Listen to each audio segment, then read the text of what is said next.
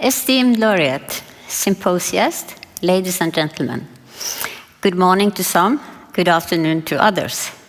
It's a great pleasure and honor to welcome you all, wherever you are in the world, to the Holberg Symposium in honor of the 2021 Holberg Laureate, Professor Martha C. Nussbaum.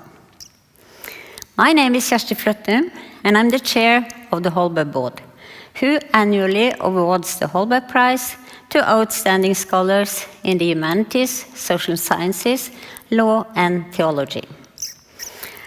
Under normal circumstances, the Norwegian government and the Holberg Prize would welcome the laureate to a week of celebrations in Bergen and in Oslo early June.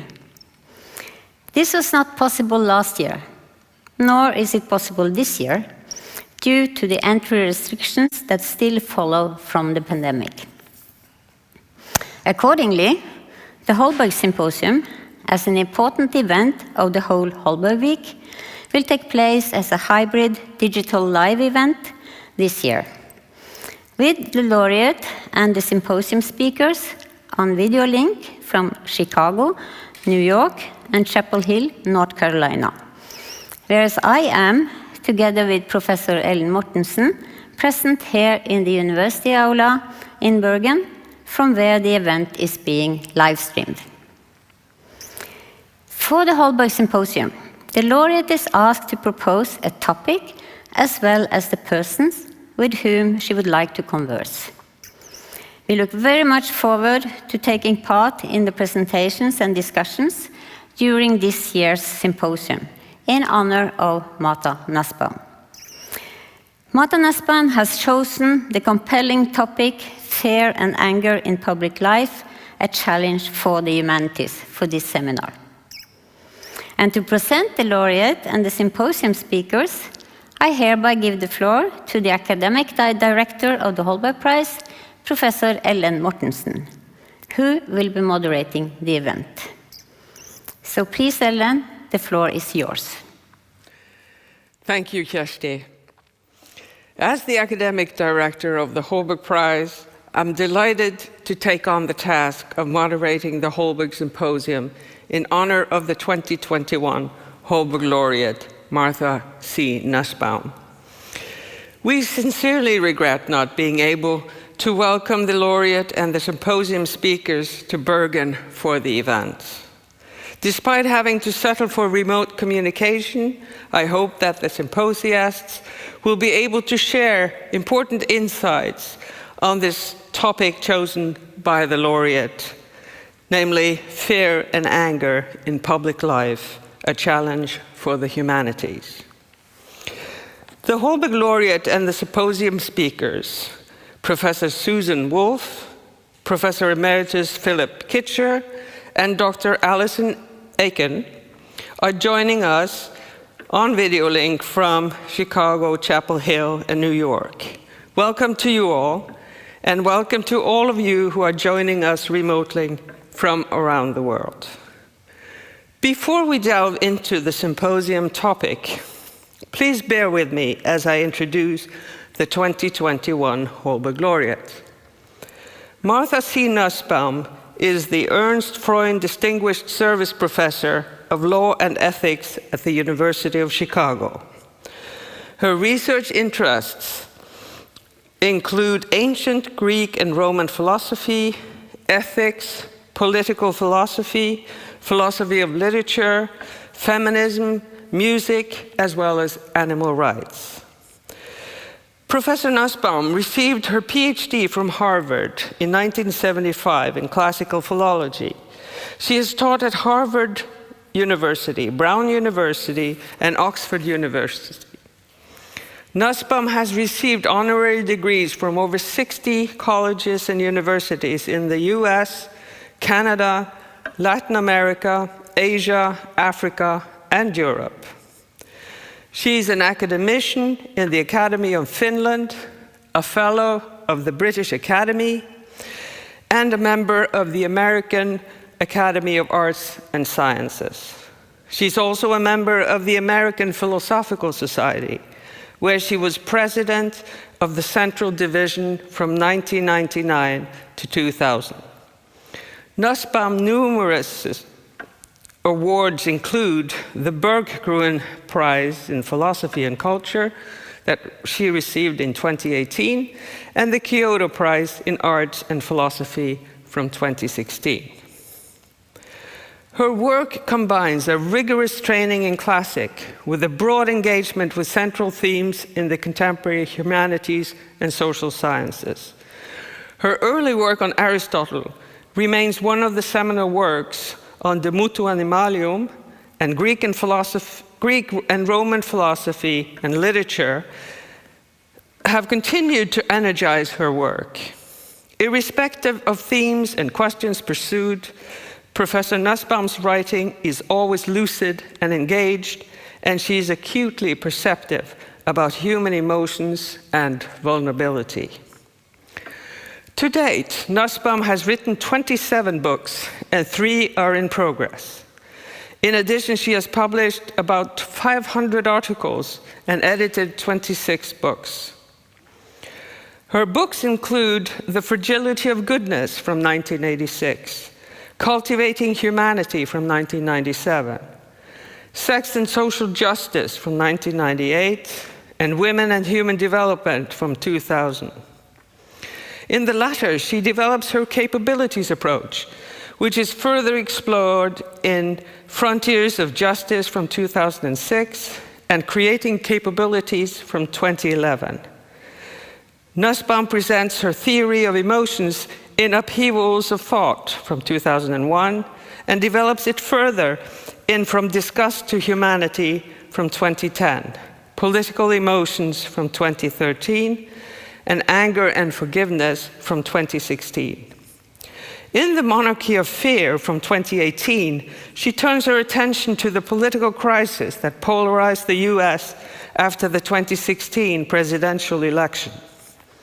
Her latest book is Citadels of Pride, Sexual Abuse, Accountability, and Reconciliation from 2021.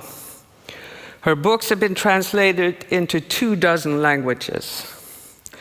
Throughout her long and impressive career, she has succeeded in combining the highest standard of scholarship with the intent to make her philosophizing relevant to human society and the well-being of humans, not only those dwelling in the West, but of people all over the world. According to Professor Nussbaum herself, she has mainly focused on 2 areas throughout her career, namely normative theorizing about justice and investigation of the nature and role of emotions. Lately, she's been bringing the 2 together in her thinking on the role emotions play in moving us towards, or as the case may be, away from a just and decent society, to quote Nussbaum herself. It is therefore fitting that she, in her Holberg lecture entitled Justice for Animals, Practical Progress Through Philosophical Theory, which she gave a couple of hours ago, reflected on the need for normative thinking in dealing with the regulation of human behavior towards non-human animals. And in today's symposium, she will, together with the 3 symposiasts, be reflecting on the emotions, fear, and anger. We look forward to taking part in the presentations and in the panel discussion that follows. I now yield the floor to Professor Martha C. Nussbaum, who will introduce the topic for the Holberg Symposium entitled Fear and Anger in Public Life, a Challenge for the Humanities. Please, Professor Nussbaum, the floor is yours. Thank you very much, Ellen. And I first want to thank the 3 symposiasts, because it was so delightful to get all the first 3 people that I wanted to choose.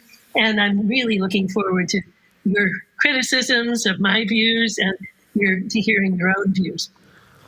We have recently seen in many nations outbreaks of ungrounded fear and destructive anger. During the volatile time of COVID, there were certainly good reasons to have fear. But we also saw a lot of ungrounded fear. such as the terrible projection of people's fears onto Asians and Asian Americans as if they were to blame for the virus. As this case shows, fear and a sense of helplessness are all too often linked to anger and scapegoating. Instead of feeling helpless, people comfort themselves by blaming others. Anger makes people feel in control, but this type of reactive anger does great social damage. An especially dangerous instance of reactive anger was the hideous assault on our nation's capital on January 6th. Unhappy about the election result and fearful of a new administration, many people convinced themselves that the election had been stolen and that all sorts of people were to blame for the distress that they felt. Democrats, makers of voting machines, and any Republicans who stood up for truth and reason. How does our work as philosophers help societies to confront these problems? Philosophy cannot propose practical solutions without input from other disciplines, such as economics and political science, but good normative work is essential to direct these efforts. First of all, philosophy contributes by helping us understand these emotions better, their cognitive structure, and their developmental dynamics. This work began very early in both Western and non-Western traditions. For example, Greek and Roman critiques of public anger and fear, and the profound contributions of Indian Buddhist thought. Today's philosophers have been continuing that work and refining it in critical conversation with the past. But philosophers are also educators and thinkers about education. So another contribution our work can make is to ponder ways in which education at all levels can prepare young citizens to address these issues. This involves a role in education not only for practices of Socratic critical reasoning, but also for the artistic and literary humanities, which, if taught well, can potentially refine and extend the imaginative and emotional capacities. In this brief introduction, I'll summarize my own current thinking about anger and fear, on which I eagerly await further enlightenment from the three symposiasts, whom I again thank enthusiastically for being here. What is fear? According to Aristotle, fear is a painful emotion caused by the belief that significant dangers are hanging over you and that you are powerless to ward them off. That's a good starting point. Modern biologists find that not just humans, but many animals, all vertebrates and some invertebrates, experience fear so defined. It's a very useful emotion. A creature without an awareness of significant dangers and emotions responding to them and prompting evasive action would probably not last very long. Creatures have evolved to be fearful, but also to be discriminating in their fears, since to survive and flourish, they must fear only genuine dangers and not dangers that are either trivial or unreal. Fear, then, is cognitive, meaning that it conveys and processes information. In this case, information about one's important goals and projects and how they're faring in the world. It also feels painful most of the time, prompting creatures to pay attention to it and do something about it. However, there are also fears that we carry around with us without felt awareness. The fear of death, in particular, is like this. It prompts many of our actions, from exercise to going to the doctor, and yet we are usually not aware of it as painful. This seems likely to be true of many other animals as well, those to whom we can plausibly impute awareness of death as a possibility.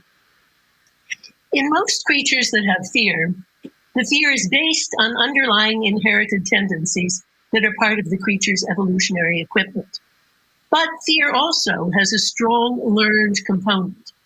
Humans are probably born with fear of the darkness, and experiments have shown that the shape of the snake inspires fear long before a child actually knows what a snake is. But for most fears, like many animals, we rely on social learning to inform us what foods are tempting but very dangerous, what people who seem very nice are actually to be avoided. Parents usually, but not always, give good advice. They do educate children about many genuine dangers, but they are also all too apt to teach children that people who look different are to be feared. Most racism is based on such childhood teaching. Where in this process does trouble set in? In human beings, almost immediately, I would argue, even before social error feeds fear of others. Human infants, unlike the young of any other species, are helpless for most of the first year of life, yet highly aware of what is happening to them. This means that their subjective world is one of virtually constant anxiety. Good things arrive sometimes, but their arrival is fleeting and unstable. The infant's world knows nothing of trust, regularity, or stability. Its limited experience and short time horizons mean that only the present torment is fully real while it lasts, and moments of joyful reassurance all too quickly lead back into insufficiency and terror. Even the joy itself is soon tainted by anxiety, since to the infant it seems all too likely to slip away. The infant soon learns that the only mechanism of control at its disposal is crying and making a fuss. By making demands on others, it can get what it needs. Because it can't go to get its own food, it learns, as Rousseau wisely observed, to make slaves of other people. Infantile fear, then, is monarchical. You do what I want or I will make you miserable by crying a lot. Freud referred to the baby as His Majesty the baby, and infantile omnipotence, the flip side of infantile helplessness, is a profound danger in all of us if what we're aiming for is a society based upon trust and reciprocity, as democracy must be. And fear is monarchical in a further way.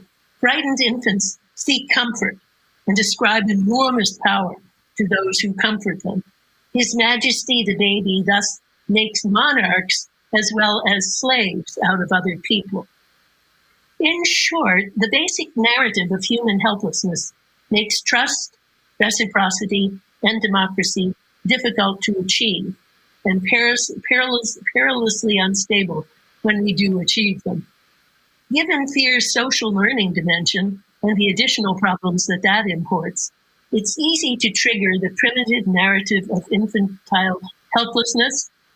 And clever politicians have found over the centuries countless ways to manipulate people through their fears, connecting some people and policies to ideas of comfort and safety, other people and policies to danger and pain.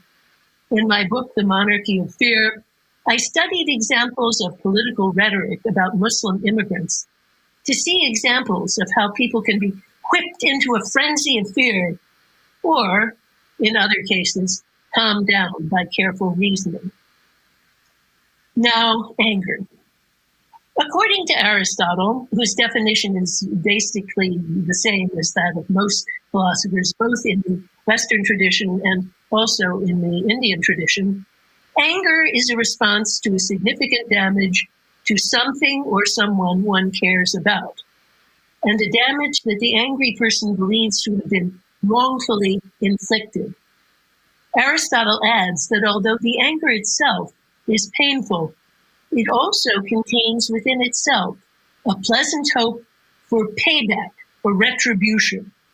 So we have significant damage pertaining to one's own values or circle of cares and wrongfulness. Now, those two elements, I think, seem both true and uncontroversial, and they have been validated by modern psychological studies. These parts of anger can go wrong in specific and local ways. We might be wrong about who did the bad thing, or how significant it was, or whether it was actually done wrongfully rather than just accidentally. But they are often on target, and they are often socially useful. More controversial, certainly, is the idea that the angry person wants some type of retributive payback, pain for pain, and that this is a conceptual part of what anger itself is. All the Western philosophers who talk about anger include this wish as a conceptual element in anger. So too, in fact, do Indian philosophers. Still, we should pause because it's not obvious. We should understand that the wish for payback can be a very subtle wish. The angry person doesn't need to wish to take revenge herself. She may simply want the law to punish the wrongdoer, or, as Gandhi noted, even some type of divine justice. Or she may even more subtly simply want the wrongdoer's life to go very, very badly in future, hoping, for example, that that second marriage of your betraying spouse is a dismal failure. I think if we understand the wish in this broad way, Aristotle is right.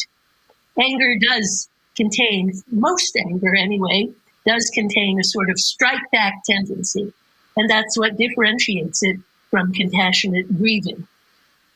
We should understand, however, that the two parts of anger can come apart. We can feel outrage at the wrongfulness of an act or an unjust state of affairs without wanting payback for the wrong done to us. In my books, Anger and Forgiveness and the Monarchy of Fear, I argue that the outrage part is personally and socially valuable when our beliefs are correct. We need to recognize wrongful acts and protest them, expressing our concern for the violation of an important norm. And there's one species of anger, I argue, that is totally free of the retributive wish. Its entire content is, how outrageous that is, something must be done about that. I call this by the name transition anger because it expresses a protest, so it is a kind of anger, but it turns to face forward. It gets to work finding solutions in the future rather than dwelling on the infliction of retroactive pain. Consider parents and children. Parents often feel that their children have acted wrongfully, and they are outraged. They want to protest the wrong and somehow to hold the child accountable. But they usually avoid retributive payback. They rarely think, at least today, now you have to suffer for what you have done, as if that by itself was a fitting response.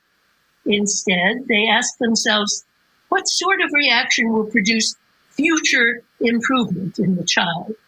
Usually, this will not be a strike-back payback, and it certainly won't obey the lex talionis, an eye for an eye. If their child hits a playmate, parents do not hit their child as if that were what you deserve. Instead, they choose strategies that are firm enough to get the child's attention and that express clearly that and how what the child did was wrong. And then they give positive suggestions for the future, how to do things differently. So loving parents typically do have the outrage part of anger without the payback part, where their own children are concerned because they love them and they want them to do well. And this type of forward-looking anger can also be fostered in public life, where I fear we do not always love our fellow citizens, but we should. In my book, I study Martin Luther King's similar idea of an anger that has been, to use his word, purified. What he means by this is that the anger has gotten rid of its retributive strike-back component, what he calls the strike-back tendency that is confused.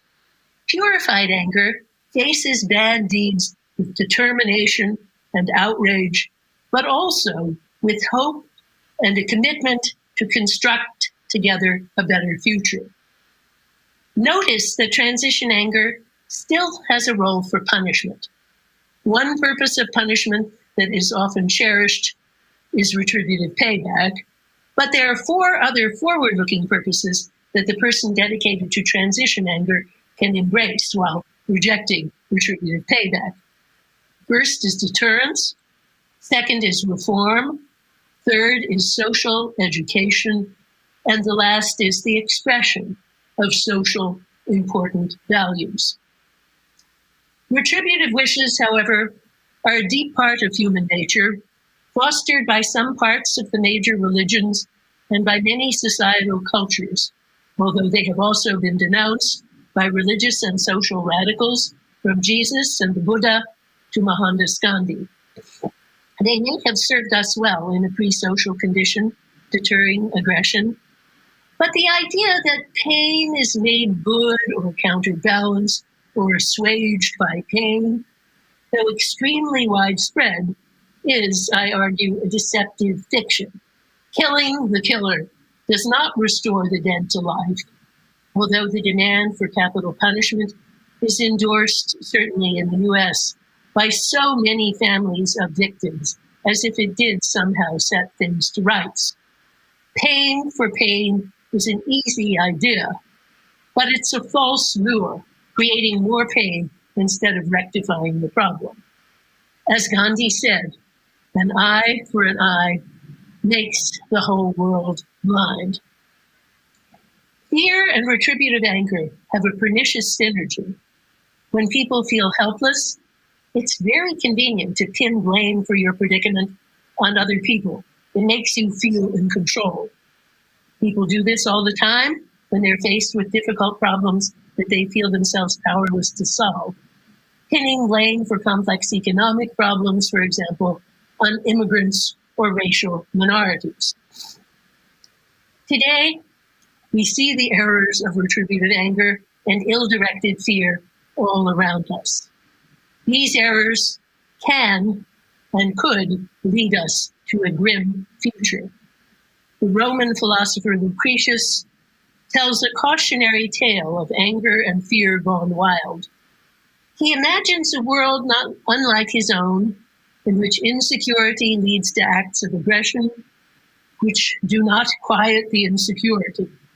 At the time when Lucretius wrote, the Roman Republic was collapsing, and insecurity, mounting on all sides, would shortly give way to tyranny. In an effort to quiet their fear, he imagines, people get more and more angry and more aggressive until they think up a new way to inflict the maximum damage on their enemies, putting wild beasts to work in the military. And I'll quote, "They even tried out bulls in the service of war. They practiced letting wild boars loose against their enemies. They even used fierce lions as an advance guard, equipped with a special force of armed and ferocious trainers to hold them in check and keep them in harness. It was no use. The lions, hot with blood, broke ranks wildly, trampled the troops, tossing their manes." And he goes on for about another 35 lines. In a poetic tour de force, Lucretius now imagines the terrible carnage the animals unleash. Then he pulls back. Did this really happen, he says? Well, maybe it happened in some other world out in space. And what, he said, did those fictional people wish to accomplish? To inflict great pain on their enemies, even if it meant that they would perish themselves. Lucretius' point is that our retributive emotions are those wild beasts. People may think anger powerful, but it always gets out of hand and turns back on us. And yet, worse, half the time, people don't even care. They're so sunk in retributive fantasies that they prefer to accomplish nothing, as long as they make those people suffer. His horror story reminds us that we'll always defeat ourselves so long as we let ourselves be governed by fear and anger uncoupled from reciprocity and careful reasoning about human welfare. There is a better alternative.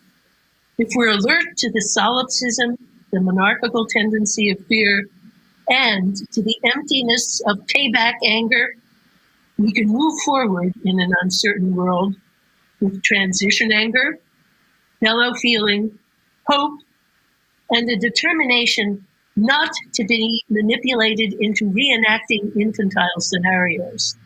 Making a future of justice and well-being is hard. It requires self-examination, personal risk, searching critical argument, and uncertain initiatives to make common cause with opponents in the spirit of hope and what we could call rational faith. It also requires a reform of education, a topic on which I look forward to our symposium's contributions. It's a difficult goal, but it's that goal that I'm recommending for both individuals and institutions. Thank you very much. Thank you very much, Martha, for your most instructive introduction. We now move to the symposium speakers. The laureate has, as she already said, personally recommended that we invite these particular scholars to take part in the symposium. The Holberg Prize asks that one of the symposium speakers be a younger scholar, since one of the main aims of the prize is to encourage dialogue between different generations of scholars. Each speaker has been asked to prepare a 20-minute presentation. The first speaker out is Professor Susan Wolff, who is Edna J. Koury Distinguished Professor at the Department of Philosophy, University of Carolina at Chapel Hill. Her research focuses on the relation between moral and non-moral values, the nature and conditions of responsibility, and the idea of meaningfulness as a dimension of a good life. The title of Susan Wolff's presentation is A Place for Anger. Professor Wolff, the floor is yours. Thank you. Let me begin by thanking the Holberg Committee for inviting me to participate in this symposium and congratulating it as well for selecting Martha Nussbaum as this year's Holberg Prize recipient. I'm both pleased and honored to be here, especially because it gives me an opportunity to express my personal gratitude to and admiration for Martha, who has been a colleague, a friend, and an inspiration since the beginning of my academic career. I've learned from her books and her example more than I can say. So as I turn to the subject at hand and voice my differences from Professor Nussbaum, please understand that this is one way in which philosophers show their affection, admiration, and respect for each other. Obviously, destructive anger and unfounded fear have done tremendous damage in public life. This has been a concern since ancient times, and we've seen plenty of examples of it in our lifetimes. But not all anger is destructive, and not all fear is unfounded. For every example of unjustified and damaging fear, we can find examples of righteous and appropriate anger to match. My remarks today will focus on anger in particular, but I suspect that there are parallel ideas worth considering about the place of fear as well. Anger is considered a negative emotion, perhaps because it involves a negative attitude or judgment toward the object of that emotion, perhaps also because it is usually an unpleasant feeling for the angry person to experience herself. And like other negative emotions, such as envy and shame, there are philosophical and religious traditions that would urge us to rid ourselves of them, even to rid ourselves of the capacity to feel them. Anger, it is said, is bad for us. It can consume us. It can ruin our lives. And because it tends to express itself in ways that hurt others, both intentionally and unintentionally, it can ruin the lives of others as well. But these remarks apply only to some cases of anger. Not all anger is unjustified or disproportionate or out of control. Not all anger is harmful. There is a place for anger in the repertoire of our emotions, and I would say in most of our non-utopian lives. What is anger? As Martha has already suggested, it is a response to being wronged or hurt or threatened, or to seeing others one cares about being wronged or hurt or threatened. If one is lied to, neglected, mistreated, exploited, or if someone one loves is lied to, neglected, and so on, anger is a pretty natural response. It is true that it is often unjustified or disproportionate, and that it can lead to terrible things. But on the other hand, wrongs do occur. People behave badly. There is cruelty, betrayal, corruption, deception, fraud, oppression, and hatred. Equally important, there is indifference, cowardice, self-absorption, and apathy, in virtue of which injustice is tolerated, atrocities committed. Why should we not get angry at these things and at the people who perpetrate or enable them? There are, to be sure, alternatives to anger. Some people respond to wrongdoing with sadness and disappointment. Some people respond to harm and damage simply by rolling up their sleeves and getting to work. But discouraging or disapproving of anger in people who are inclined to feel it can cause people to suppress their anger, turning it in on themselves, or convincing themselves that they must deserve the bad treatment they suffer, perhaps not even thinking of it as bad treatment, demeaning and subordinating though it is. The history of oppression is full of such patterns. Feeling free to feel and express anger can, by contrast, promote moral clarity and self-respect. In this way, anger can benefit the angry person even when the object of anger does not respond. Alternatively, one can avoid anger by detaching oneself from the incident and the person or persons who provoked it. This is often described as rising above the incident, showing that one is a bigger, more magnanimous person than one who allows herself to get embroiled in petty squabbles.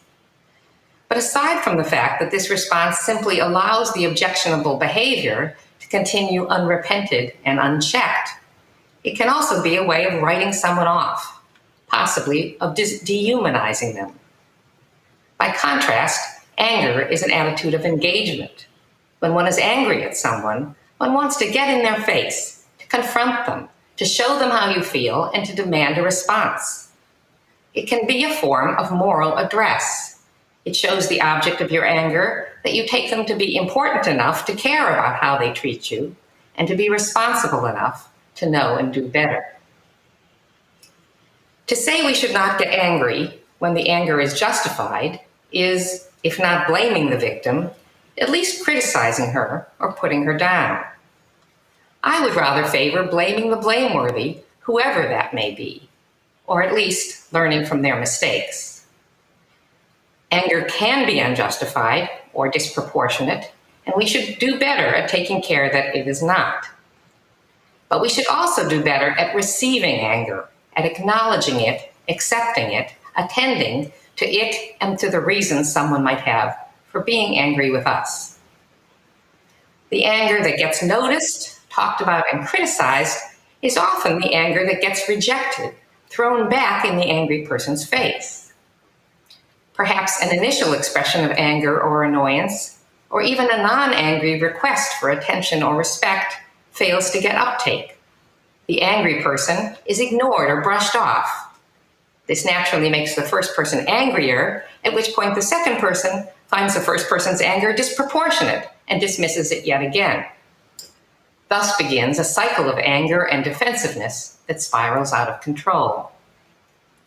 But there are countless everyday encounters among friends, family, neighbors, and strangers in which slight or moderate anger is expressed, received, and resolved. I interrupt you, or offend you, or jostle you in line, or talk too loud on my cell phone while you were trying to read.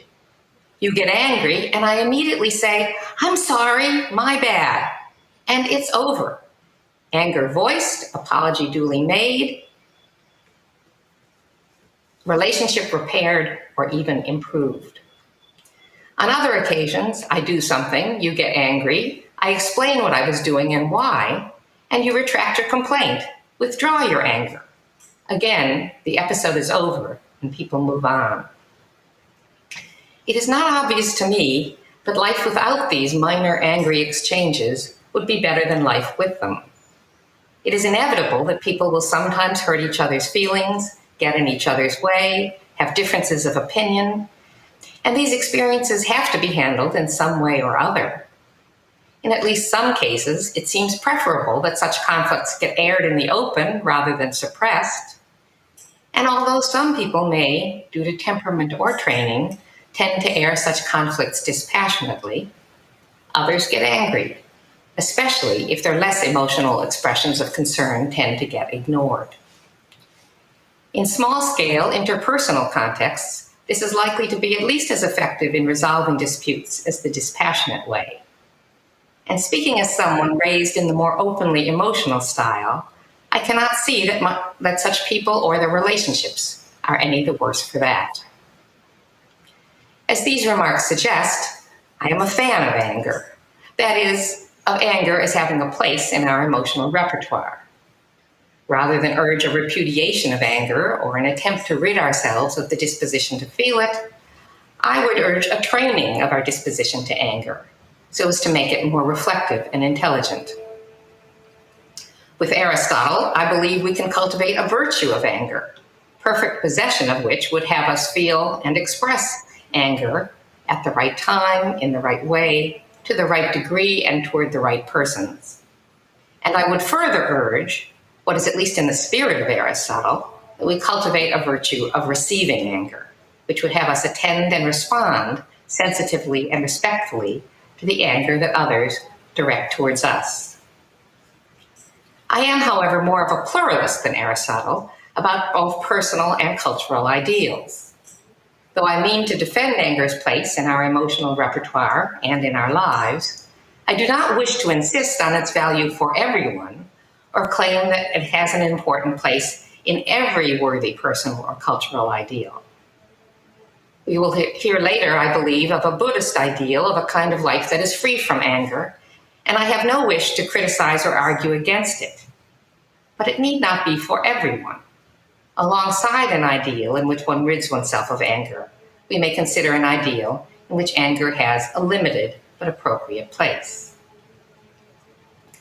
So far, I've been talking about anger generally, not distinguishing its function and value in private contexts from its place in public life. The lines between private and public are so blurry that it is difficult to treat them separately. Even when I do restrict my attention specifically to an assessment of anger in the public domain, though, I want to maintain the position that anger has a legitimate place. Greed and corruption and callousness are at least as evident and as harmful in government and industry as they are in more intimate contexts. The abuse of power is at least as common in public life as in private. If anger is an appropriate response in the one case, why should it not be in the other? And just as anger can lead to moral clarity and self-respect for an individual in private life, so it can in public life too. Anger, moreover, as Audre Lorde has said, can be a powerful source of energy, serving the problem change. That is, it can be a motivator to activism, to organizing a boycott, joining a protest, writing an impassioned editorial, to what the civil rights leader John Lewis called good trouble. It can also be a motivator and inspiration for art. But I also have to admit that anger in public life may be more dangerous than anger in private contexts, that there may be a greater likelihood that anger in public life will be unreflective, disproportionate, and destructive. This is not the fault of anger per se, but of its interaction with so many of the other ills and dangers of modern life.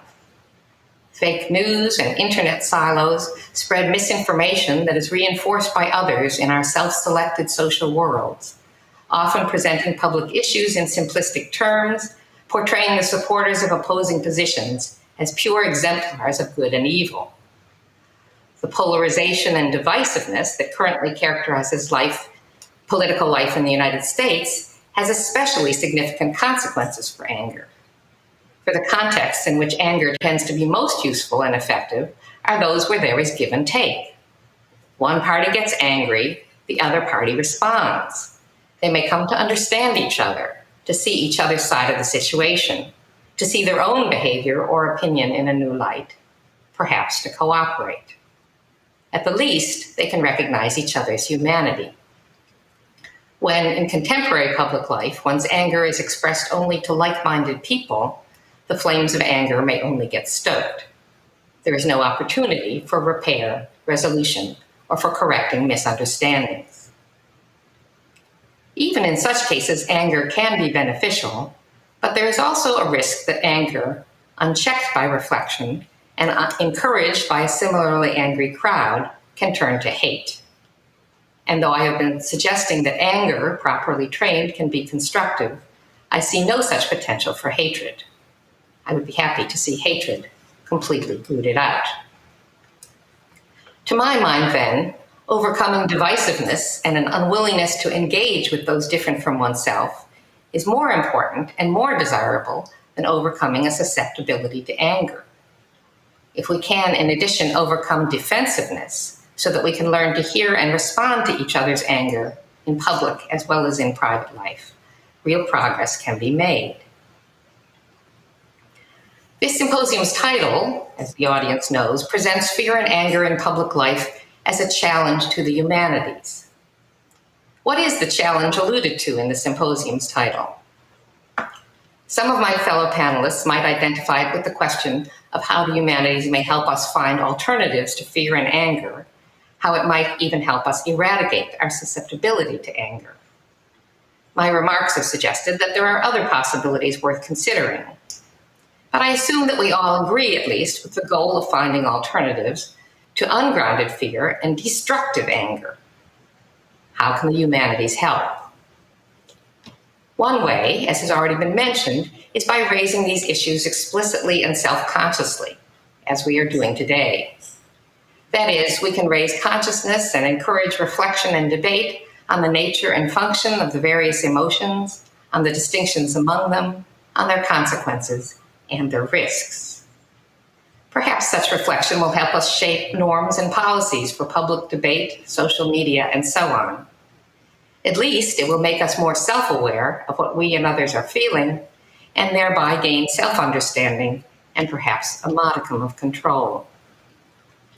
But if I'm right that the problem for public life is not the experience or expression of anger per se, but the presence of uncontrolled, unjustified, and disproportionate anger, especially when these are met either with counter-anger or contempt, then the humanities have the potential to do much more. First, they can help us think better and think more. They can help us cultivate values and habits of mind, such as curiosity and concern for truth. They can help us accept, maybe even come to enjoy controversy and complexity. They can help us cultivate a proper skepticism, a wariness of oversimplifying slogans and sound bites, and develop a positive interest in hearing and being challenged by points of view other than our own. Of course, these benefits can come not only from the humanities, but from good education in general, especially if it is supported and reinforced by journalists, religious leaders, politicians, and others. There's a second way the humanities can help to reduce dangerous and destructive anger that the humanities seem to me uniquely equipped to provide. For as I conceive them, the humanities have as their most basic and fundamental charge the illumination and appreciation of the human condition as at once infinitely variable and common to us all. Through literature and film, philosophy and art, theology, anthropology, and history, we expand our understanding both of ourselves and of others who without such an education would seem alien and opaque to us. We learn, perhaps, that understanding people takes time, that every person or event has a story behind it, and that often there are two sides to the story, or even more than two sides. As we expand our understanding and our imaginations, we expand our empathy so that, ideally, we are more willing to give people the benefit of the doubt.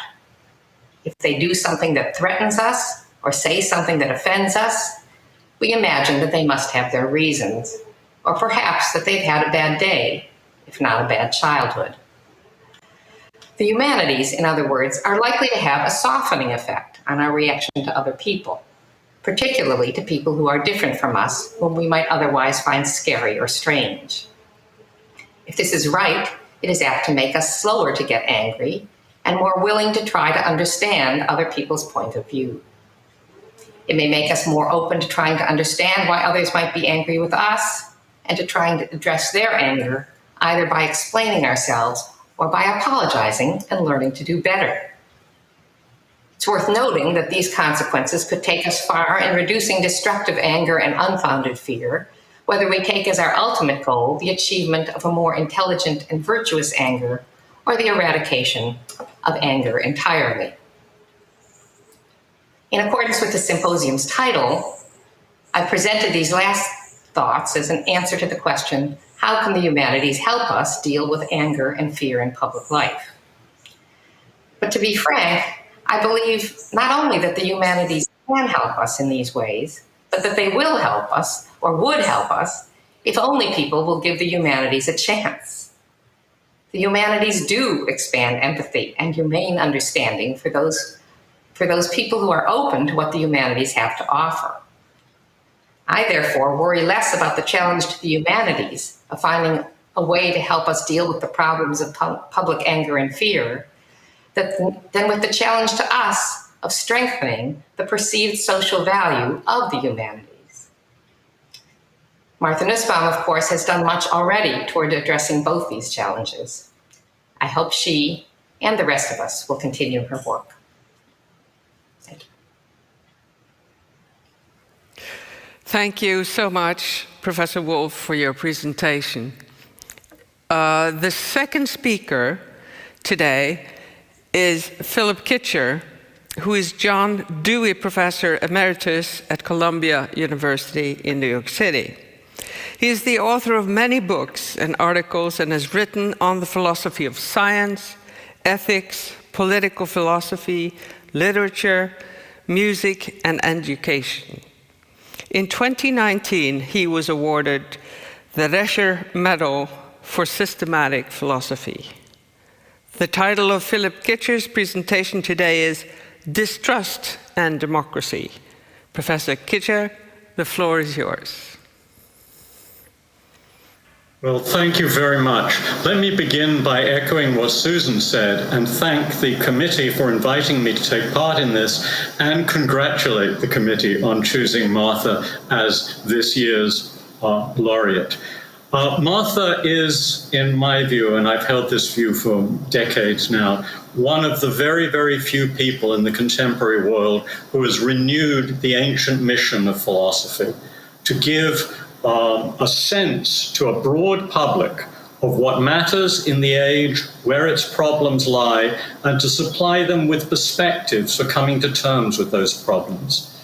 Her range is truly remarkable, and I could well imagine that Martha could easily have made up 15 potential symposia of equal merit to this one that would have fulfilled the purpose of this occasion. It's a pleasure and an honor to talk today.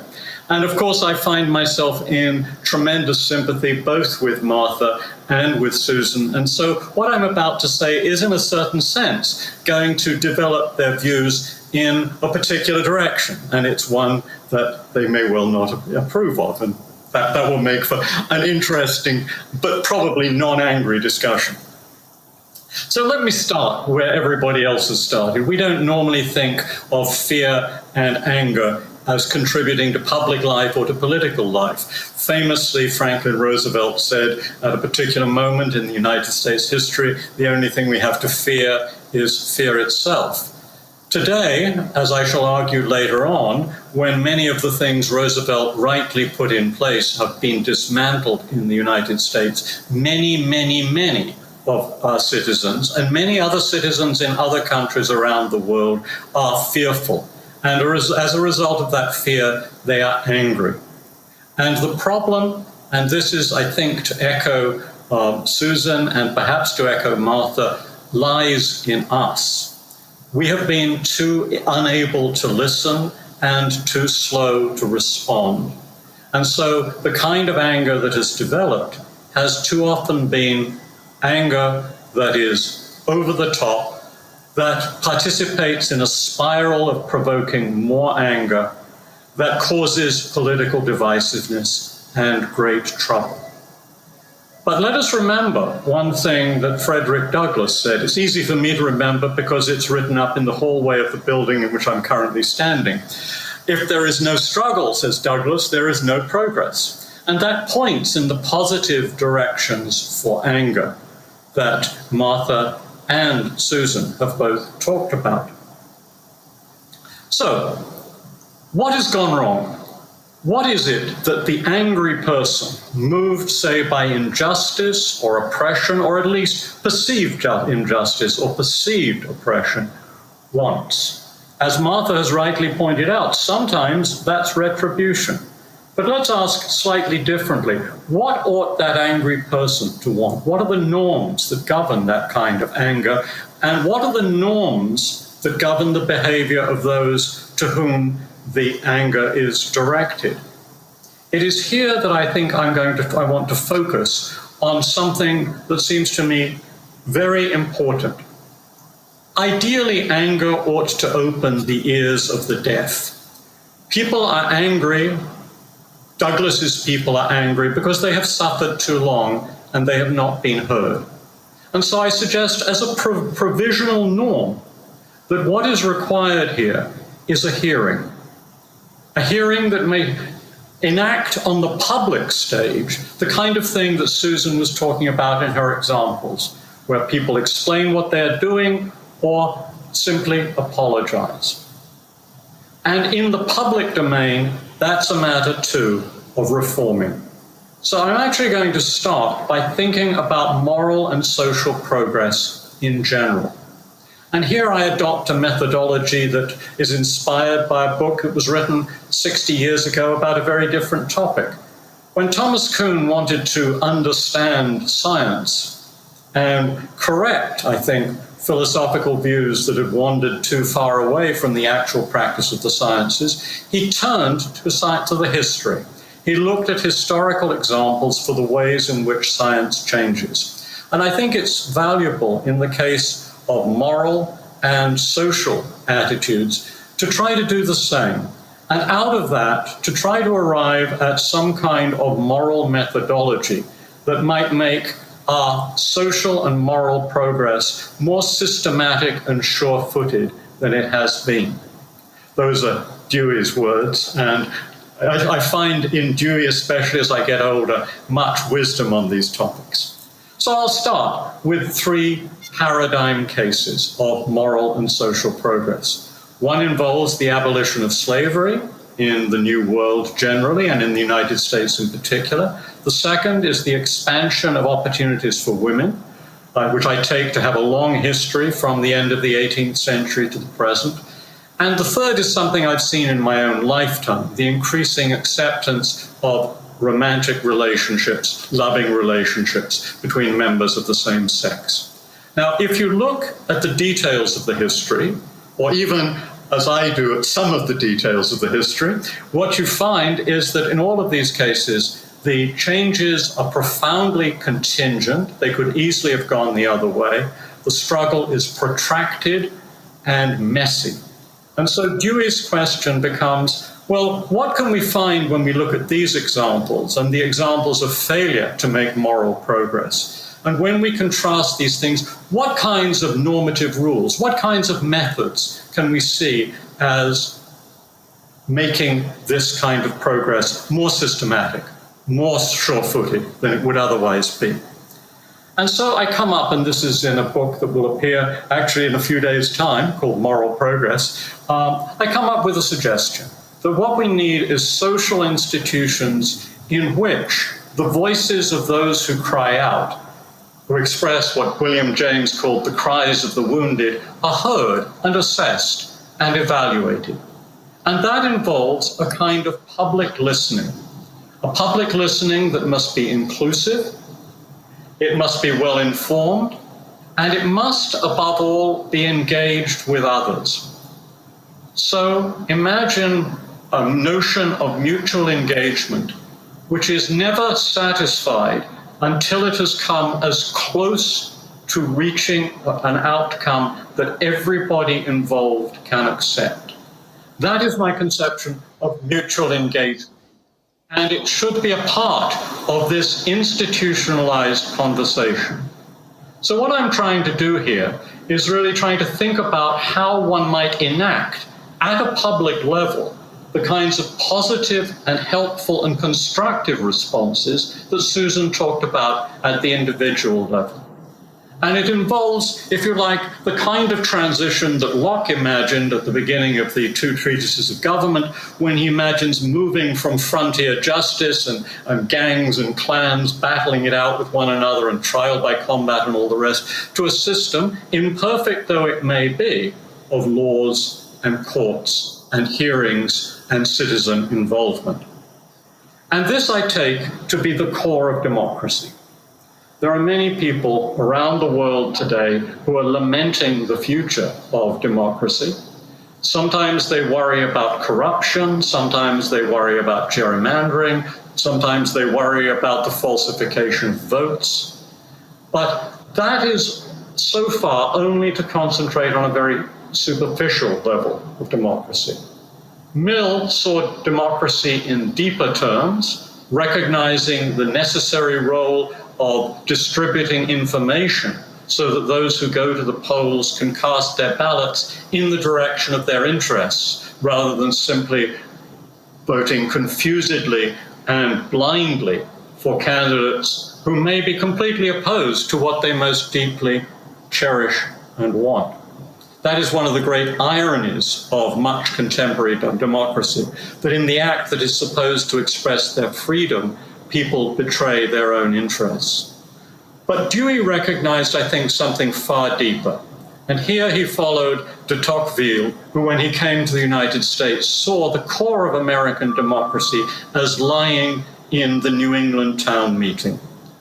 In that meeting, with its attempt to understand and come to terms with the voices and perspectives of others, Dewey found an idea of the democratic citizen which seems to me incredibly important. So the answer to anger that grows out of oppression and that must and should be heard is the development of a concept of fellow citizenship. And at the core of that is an ability, I think, to listen, to learn from one another's perspectives, and to try to sympathize with those in ways that lead and drive the search for a solution that all can tolerate. Now, in the contemporary world, that has become even more difficult than it might have been in the early 19th century when Tocqueville wrote, or in the early 20th century when Dewey debated with Lippmann the future of democracy. We live in a world where people apparently cannot agree on anything, not even on the facts. So how do you reestablish democratic conversation, the kind of mutual learning that Dewey envisaged and thought was so crucial at the foundation of democracy, in a world where standards for assessing evidence have seemed to be no longer shared and in which people cannot agree on the basics? And here I'm going to turn to a very specific example about which I've been very much moved in previous years, and it's the example of climate change. We need at the moment, and the young people of the world are telling us again and again and again, we need climate action to preserve a habitable planet for future generations. And led by people like Greta Thunberg, many young people have gone out to protest, but still nothing happens, or at least not very much happens. How can we get beyond this kind of situation? How would democratic listening work to craft policies that all people could accept? Well, we all know that what the major difficulty that confronts this, nobody can really expect agreement on the facts of the situation. There are not only people who deny the phenomenon, they deny its impact, they deny assessments of the cost of climate action, They deny the interest and importance of future generations. They deny the claims of those in the parts of the world that are clamoring for electrification. They deny the legitimacy of making global democratic decisions. This is an urgent problem, and it is one in which we have to listen to the cries of the wounded who cannot yet even cry out to us because they don't yet exist. But they have advocates in the present, and some of them are the young people in the movement to which I've already referred. Fear enters the picture at just this point, because it is in fact fear that makes open-minded inquiry and open-minded learning most difficult. Why is it that older people are so resistant to climate action? Because they fear, and reasonably fear, disruption of their lives, which are already precarious. They fear that their children will be even worse off than they are. They fear that institutions and ways of life in which they've invested, and which cannot now be modified by some sudden change of conduct on their part, that those things will change in ways that make them even more vulnerable and even more hurt than they currently are. So we think that we have to settle the facts before we explore the values. That's a standard sort of philosophical thought about disagreements about values. Get the facts straight and then see how you can build on that to accommodate various values that people have. But there has to be one value judgment that is made in advance of the kind of exploration that I envisage when people inquire together what should be done about a particular problem, about something that is generated by the oppression that leads and gives rise to anger. How do you inquire together in circumstances like this? There has to, I think, to be a commitment already in place that fellow citizenship means that the vulnerable and those who feel themselves to be vulnerable are protected. So, unless that commitment is in place, the kind of democratic discussion that people like Dewey and Tocqueville celebrated cannot, I think, get off the ground. Thus, there are deeper changes for social life and economic life that are required if we are serious about democracy, and if we are serious about us responding to the fears and the anger that is genuinely justified. And that involves the kinds of protections that once Franklin Roosevelt tried to put in place and have been systematically dismantled ever since. They have been done so, I think, in the name of an extraordinarily faulty commitment to a certain kind of capitalism. One that doesn't understand that a market is always a regulated affair, always something in which background conditions need to be in place before people can produce and trade with one another. And we have to ask, as a great Nobel laureate in economics, Alvin Roth, asked, what do we want markets to do for us? And the system under which we currently work is one in which the market structure has been set up so as to produce consumer goods at the cheapest possible prices. And that, I submit, is not the supreme value that should guide the social policy. So what I'm suggesting here is that the problem of fear and anger in contemporary public life is actually a very deep one. And that behind those justified kinds of anger to which Susan and Martha have both pointed, there is a phenomenon that needs to be addressed. It needs to be addressed through a renewal of democracy. And that renewal of democracy itself requires coming to terms with the justified fears of people who recognize their own vulnerabilities. And that in turn requires rethinking our economic institutions. I agree entirely with Susan's remarks about the ways in which the humanities can help us go forward in sympathetic responses to those who have been wounded.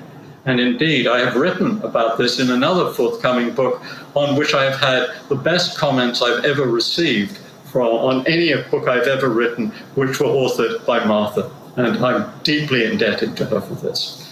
But that book does part of the job in suggesting how to channel this through a picture of education, which not only gives a place to the humanities, but also begins at the very beginning, at the very earliest stages of school education, to bring people together in the kind of joint planning and joint engagement that seems to me at the core of democracy.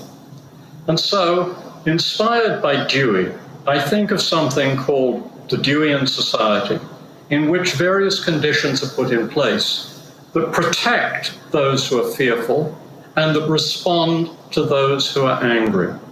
And out of that, I think, may come in the future something that channels anger and responds to fear far better than we have currently done. But in the case of climate change, I worry, do we have enough time? Thank you very much. Thank you so much, Professor Kitcher. These were truly thought-provoking ideas brought forth. Now we move on to the third speaker, who is Dr. Addison Aitken, who is Bersoff Faculty Fellow in the Department of Philosophy, New York University. In fall 2021, she will join Columbia University as Assistant Professor of Philosophy. Her research centers on the history of metaphysics in both South Asia and early modern Europe. The title of Allison Aitken's presentation today is Etiological Analysis as a Palliative for Anger. Please, Dr. Aitken, the floor is yours. Thank you so much. I'd like to join my fellow symposiasts in thanking the Holberg Committee for inviting me, and I'd also like to applaud their selection of Martha Nussbaum as this year's laureate. I'm tremendously honored and humbled to participate in this panel with such an esteemed group of scholars, and I'm thrilled to have the opportunity to contribute to this celebration of Martha Nussbaum's incredible body of work. So I'll be presenting some reflections on anger drawn from the Indian Buddhist philosophical tradition that have, in many respects, deep resonances with Nussbaum's treatment of the topic in her monograph, Anger and Anger and Forgiveness. So anger is in vogue right now. As the saying goes, if you're not outraged, you're not paying attention. But widespread destructive anger is promoting a culture of divisiveness and fostering uncharitable and judgmental attitudes towards our neighbors, colleagues, relatives, and fellow global citizens. And while there's the temptation to say things like, never before has society been so divided, and to blame the rhetoric of political leaders, social media, viral misinformation campaigns, or other byproducts of this internet age, divisive tribalism is nothing new. The conditions for contemporary manifestations may be a unique and unprecedented concoction, but the result is a familiar set of human emotions. Yet it's for this very reason that revisiting the heritage of our global intellectual history, and particularly lesser studied traditions on timeless problems such as destructive anger, may offer fresh and valuable resources for healing contemporary divisions. So in that spirit, I'll provide an overview of some conceptual resources from the Mahayana Buddhist philosophical tradition for thinking about and dealing with anger, focusing primarily on the Guide to the Bodhisattva Way of Life by the 8th century Indian Buddhist philosopher Shantideva. Now, from a literary perspective, Shantideva's Guide is commonly regarded as one of the greatest works of poetry ever composed in the Sanskrit language. But it's also a theoretical cum practical text that is intended to effect a shift in how the reader views themselves and the world, moving from a default state of metaphysical confusion and selfishness to one characterized by wisdom and compassion. And since anger is viewed as a byproduct of metaphysical confusion, as a part of this program, Shantideva argues against the utility and rationality of anger. Now, one way of summing up Shantideva's approach to diffusing the so-called mental affliction of anger in the form of a slogan would be to say, it's complicated. So in other words, whatever it is that prompts an episode of reactive anger, one thing we can count on is that the situation is always more complex than it seems. Anger tends to latch on to an overly simplistic view that filters our experience through a distorted lens of divisive dichotomies of good and bad, right and wrong, friend and enemy, us and them. According to Shantideva, the more we appreciate the complexity of a situation, the less extreme our views and emotions will be. And specifically, he advises that by analyzing the complex causal history of harmful actions, we can at once diffuse our anger while also developing an empathetic understanding that is an ideal guide for responding constructively to perceived wrongs. Now, before outlining Shantideva's prescribed palliative for the affliction of anger, it's worth taking a moment to get clear on the diagnosis. So in other words, what's wrong with anger from a Buddhist perspective? Why should we think that anger is worth diffusing to begin with? After all, according to the American Psychological Association, for instance, anger is usually a healthy human emotion. And indeed, anger is commonly regarded as not only healthy, but helpful in motivating us to right wrongs and to avoid being victimized or taken advantage of. And it's a widespread opinion that anger in the form of moral outrage is not just morally permissible, but morally obligatory in the face of injustice. According to Buddhist thought, however, anger is classified as a moral vice. And Shantideva takes it for granted that his intended audience, fellow Buddhist monks, will agree with him that anger is morally wrong. But he sets out to persuade his readers that anger is also bad for one's welfare, and that any attempt to valorize anger is a byproduct of confusion about its nature and function. So to see why, let's take a closer look at how anger is understood in this tradition. Buddhist Abhidharma texts set out detailed taxonomies of mental states, with two of the most important classifications being wholesome and unwholesome mental states. And these categories connote both welfare and moral value. Unwholesome mental states are mental afflictions in the sense that they are themselves forms of suffering. And they're also morally bad insofar as they act as causes for harm to oneself and others. So anger is classified among these unwholesome mental states and is, in fact, singled out as one of the fundamental unwholesome mental states, or the three poisons, together with ignorance and attachment, which are identified as the central causes of the cyclical suffering of the sentient condition depicted in the Buddhist Wheel of Life, representing samsara, the cycle of suffering. So in this role, anger is represented by a snake in the center of the wheel, which is easily incited to strike at the slightest disturbance. And it's little wonder that anger, as the inciter of retaliation and vengeance, is viewed as fueling cycles of suffering. Now, the central project of Buddhism, as articulated in its most fundamental doctrine, the Four Noble Truths, is to bring an end to this cycle of suffering by eliminating its causes. And since anger is among those causes, we might say that one of the central aims of the Buddhist path is to eliminate anger. Now, the 4th century Indian Buddhist philosopher Asanga defines anger in his compendium of Abhidharma as mental aggression that is a form of enmity occasioned by a present offense. Its function is to serve as a basis for violence and the taking up of arms, weapons, and so on. So anger thus involves the perception of a wrong and aggression toward the perceived wrongdoer, which we might cash out as the notion that it would be good if they suffered some bad consequence.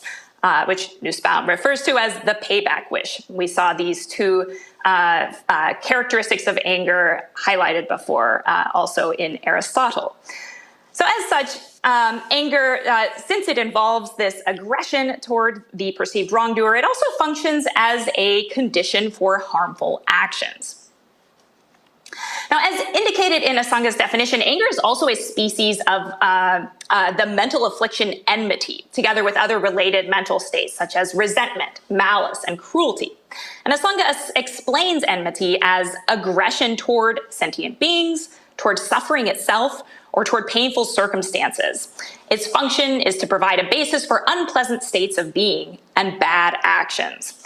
So we can now add to our list of essential characteristics of anger that as a mental affliction, it's painful by nature, and as a form of enmity, it functions as a condition for unhappiness. Now, one final dimension of the Buddhist account of anger is its relation to ignorance. Now, that anger is accompanied by a distorted view of things, in many ways accords with our common sense notions. When someone is in a rage, we say they're seeing red, or they have tunnel vision, or they're so upset they can't be reasoned with. According to Buddhists like Shantideva and Asanga, not only does anger invariably co-occur with ignorance, but ignorance is also a necessary condition for the arising of anger in the first place. Thus, anger is both prompted and attended by a form of confusion that exaggerates and solidifies bad qualities in others, that imagines them to intrinsically belong to fixed, value-laden categories, conceiving them to, for example, be an opponent, a jerk, or irritating, and so on, by their very nature. When in fact, these kinds of categories are contingent, relative, and conceptually imputed. Now, with the Buddhist conception of anger in place, we're now in a position to assess its value.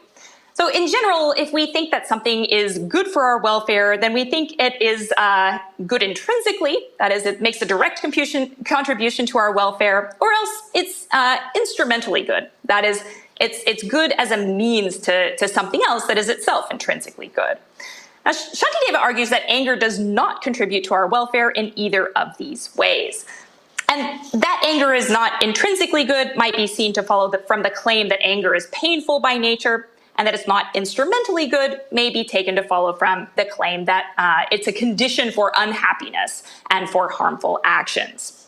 Now, Shantideva describes anger as diametrically opposed to happiness and well-being, saying, "The mind does not find peace, nor does it enjoy pleasure and joy. Nor does it find sleep or fortitude when the thorn of hatred dwells in the heart. In brief, there is nothing that can make an angry person happy." As Shantideva sees it, anger cannot coexist with mental peace or genuine happiness. While disturbed by anger, food loses its flavor. Our favorite pastimes seem empty. Thus, anger is not only painful by nature, but it inhibits happiness. It does not, therefore, directly contribute to our welfare. But one might think, well, anger may not be pleasant, but it's useful. It's instrumentally good. Now, Shantideva recognizes the seductive sway of anger, which presents itself as a righteous champion of justice and defender of our self-respect. Anger purports to help us seek what's good for us, though perhaps at the expense of another's welfare. But in this, anger is a deceiver, Shantideva tells us, who masquerades as a friend, but is in fact an enemy, whose sole function is to harm us. And with a famous piece of advice, Shantideva argues against the utility of anger, saying, if there is a remedy, then what's the use of irritation? If there's no remedy, then what's the use of irritation? So in other words, if there's something you can do to address a problem or right or wrong, then just do it. Anger will not assist you in executing it. And anger is no more helpful if there's nothing that can be done. Instead, it will only make the situation more painful, or as Shantideva puts it, the distress becomes greater. In sum, he argues that anger is not just unproductive at bringing about our welfare, it's counterproductive.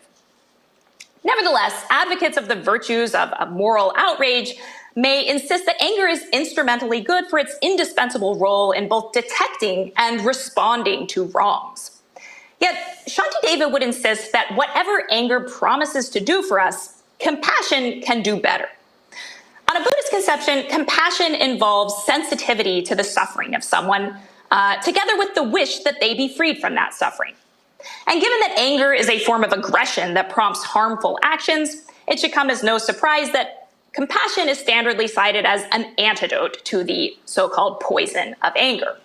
And to use Nussbaum's terminology, compassion is also the substitute attitude for anger. To see how compassion is an adequate replacement for anger on this view, let's consider the roles of detecting and responding to wrongs. So anger is commonly viewed as a moral sentiment necessary for identifying wrongs, a kind of moral antenna for detecting injustice. But on the Buddhist view, not only is anger unnecessary for discerning the moral value of actions, but since anger is invariably attended by ignorance, which distorts the nature of its object, it's an unreliable guide to diagnosing wrongs. Compassion, on the other hand, might be thought of as the affective attendant of right view. Moreover, the mental state that signals wrongs, like instances of social injustice, ought to be attuned not just to one's own pain, but also to the suffering of others. Compassion is, therefore, perfectly suited to the task. Still, even if anger is not necessary for detecting wrongs, surely one may think it's a necessary motivating force for confronting them.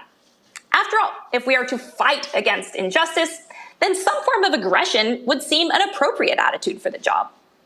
Yet Shantideva would also dismiss the motivational utility of anger, instead recognizing compassion as a more efficacious impetus for corrective action. And that's because, unlike anger, compassion is untainted by aggression and thus will not perpetuate a cycle of harm. And once again, since compassion is compatible with a right view, it can yield a more reliable roadmap for responding to wrong. And anyone who doubts the power of compassion as a motivating force need only reflect on the extraordinary lengths that a parent will go to in order to alleviate the suffering of their child. Now, if metaphysical ignorance is a necessary condition for and concomitant of anger, then correcting this misunderstanding ought to diffuse any present anger and prevent its arising in the future. So to this end, Shantideva runs a reductio argument on a familiar intuition, which says, if an agent who wronged me acted autonomously, then it's appropriate for me to be angry at that agent. So in other words, autonomy, the thought goes, is a necessary condition for appropriately directed anger. After all, if it turns out that someone who was coerced into wronging us, we'd ordinarily redirect our anger to the coercer. However, Shantideva argues that this autonomy condition is never satisfied. No human action is free of the influence of extrinsic conditions. Nothing takes place in a vacuum. Instead, every action occurs in dependence on a complex multitude of causes and conditions, which may include anything from the wrongdoer's education, socioeconomic circumstances, how they were treated by their parents, peers, and so on and so forth. Thus, even if this intuition were right, and it were rational, appropriate, and justified to direct our anger toward the agent who's independently responsible for wronging us, upon analysis, there is no such autonomous agent to be found. As Shantideva says, I am not angered at bile and the like, even though they cause great suffering. Why be angry at sentient beings who are also provoked to anger by conditions? Thus, everything is dependent on something else, and even that on which something is dependent is not autonomous. Hence, why would one get angry at things that are inactive, like apparitions? So through causal analysis and inquiry into the history of some wrong, as the agential responsibility is continually deferred and distributed among the countless causes and conditions that led to the act, one's anger finds no target, no cognitive terminus or resting place, and is thereby diffused. Now, importantly, the outcome of this analysis is not the absolution of moral responsibility, nor is the affective result a cold clinical detachment or apathetic indifference. To the contrary, by contemplating the suffering involved in the causal process that results in some harmful action, an empathetic understanding automatically arises. According to Shantideva, just as ignorance promotes anger, the inverse is also true. Wisdom promotes compassion. So Shantideva reasons that the perceived wrongdoer is, in a sense, a victim of their own destructive emotions, just as they may be a victim of external circumstances. And in the same way that compassion and not anger is an appropriate response to someone suffering from a physical illness, likewise, compassion and not anger is the appropriate response to someone suffering from mental afflictions such as anger, hatred, or ignorance.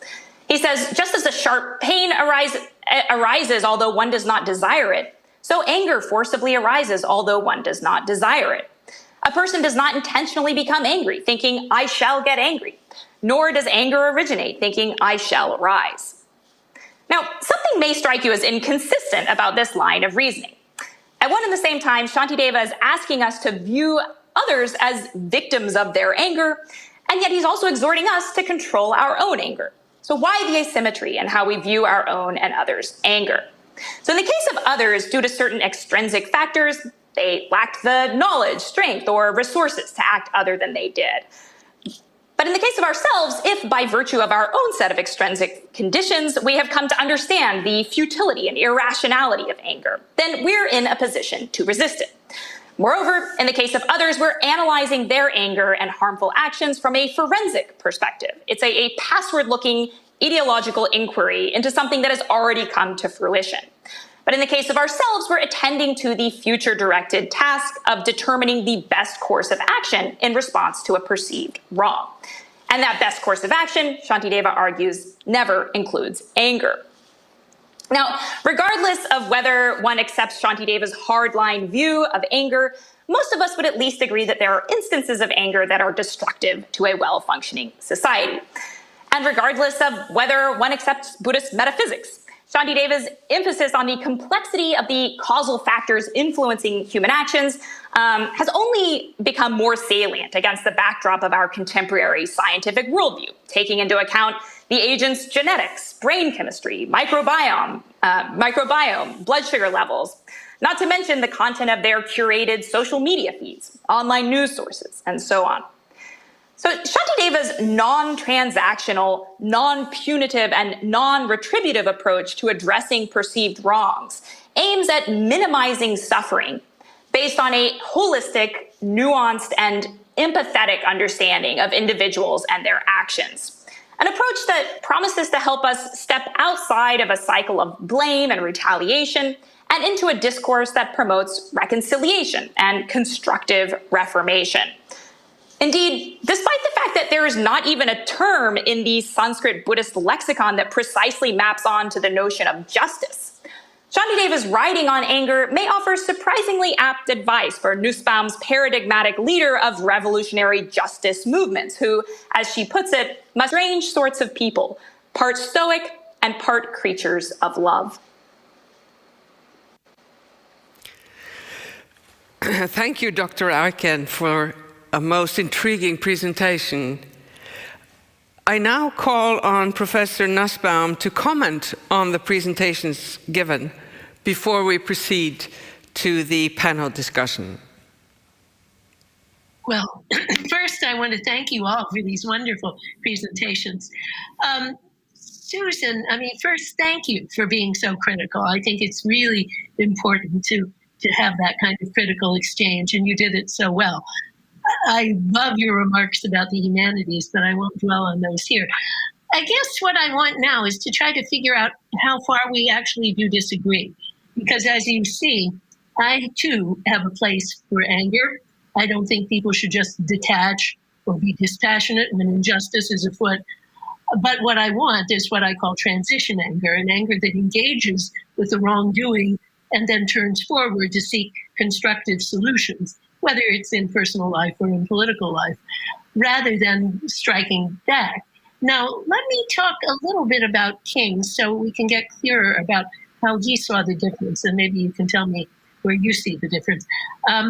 King knew that people might just sit at home and be sad, and he didn't want that. But he also knew that when the anger brought them to the movement, what they initially wanted to do was just strike back, destroy. They wanted to destroy whites, destroy their property. And that was not only strategically bad for the movement, but it was also, he thought, totally inappropriate, because people always deserve respect, and it's deeds that need to be denounced. So what he first had to do, as he says, is to purify the anger of the purely strike back tendency that he calls confused, and interestingly, he says not radical, and then replace it by a forward-looking determination to denounce the wrongdoing, to express outrage, and to seek constructive solutions. And if you look at his famous I Have a Dream speech, you see that right away. He starts out with expression of outrage. It's the sweltering summer of the Negro's legitimate discontent, he says. And then, from the very repeated expression of outrage, he eventually moves to a forward-looking dream of brotherhood and, of course, corrective change in legal institutions. So that's what he was for. Now, if we keep retribution, but try to limit it, which may be what you want to do, I'm not sure. Then the question is, what is this notion of proportionality that you've mentioned several times? For most people who are retributivists, that really means if someone kills, then they have to pay with their life. And Kant was one of those people who thought that was the reason why capital punishment was the only correct response to homicide. But, I want to say, well, what good does that do? We have to ask, looking forward, is capital punishment an institution that dignifies our humanity, that actually deters wrongdoing, and so on and so on. And so I'm with the many who think it does no good at all, and we'd be better off without it. In personal relations, proportionality might mean you've humiliated me. Now I'm going to try as hard as possible to humiliate you, broadcasting the bad things you did on social media or whatever. And again, I want to say, well, what good does that do for the person or for anyone? It usually makes a great mess. Most divorce settlements are marred by a kind of retributive overreach. But we could call it proportional because people really, the so-called bad spouse really has humiliated you. And so I guess I want to know, if we tried to keep retribution around without, the overreach that I just described, what would the limit be? And what good would retribution so described do as contrasted with what I call transition anger? So those are my questions for Susan. Philip, I want to say, first of all, Philip has also given me some of the best comments I've ever received. Particularly, he's both a wonderful writer about music and literature and also a singer who writes immensely perceptively about music. So he's helped me greatly in the work I'm doing on that topic. So I love your remarks about open eyes and open ears. I just want to add an ingredient. In my book, the new book about sexual abuse, I actually describe many men as what I call citadels of pride. That's the name of the book.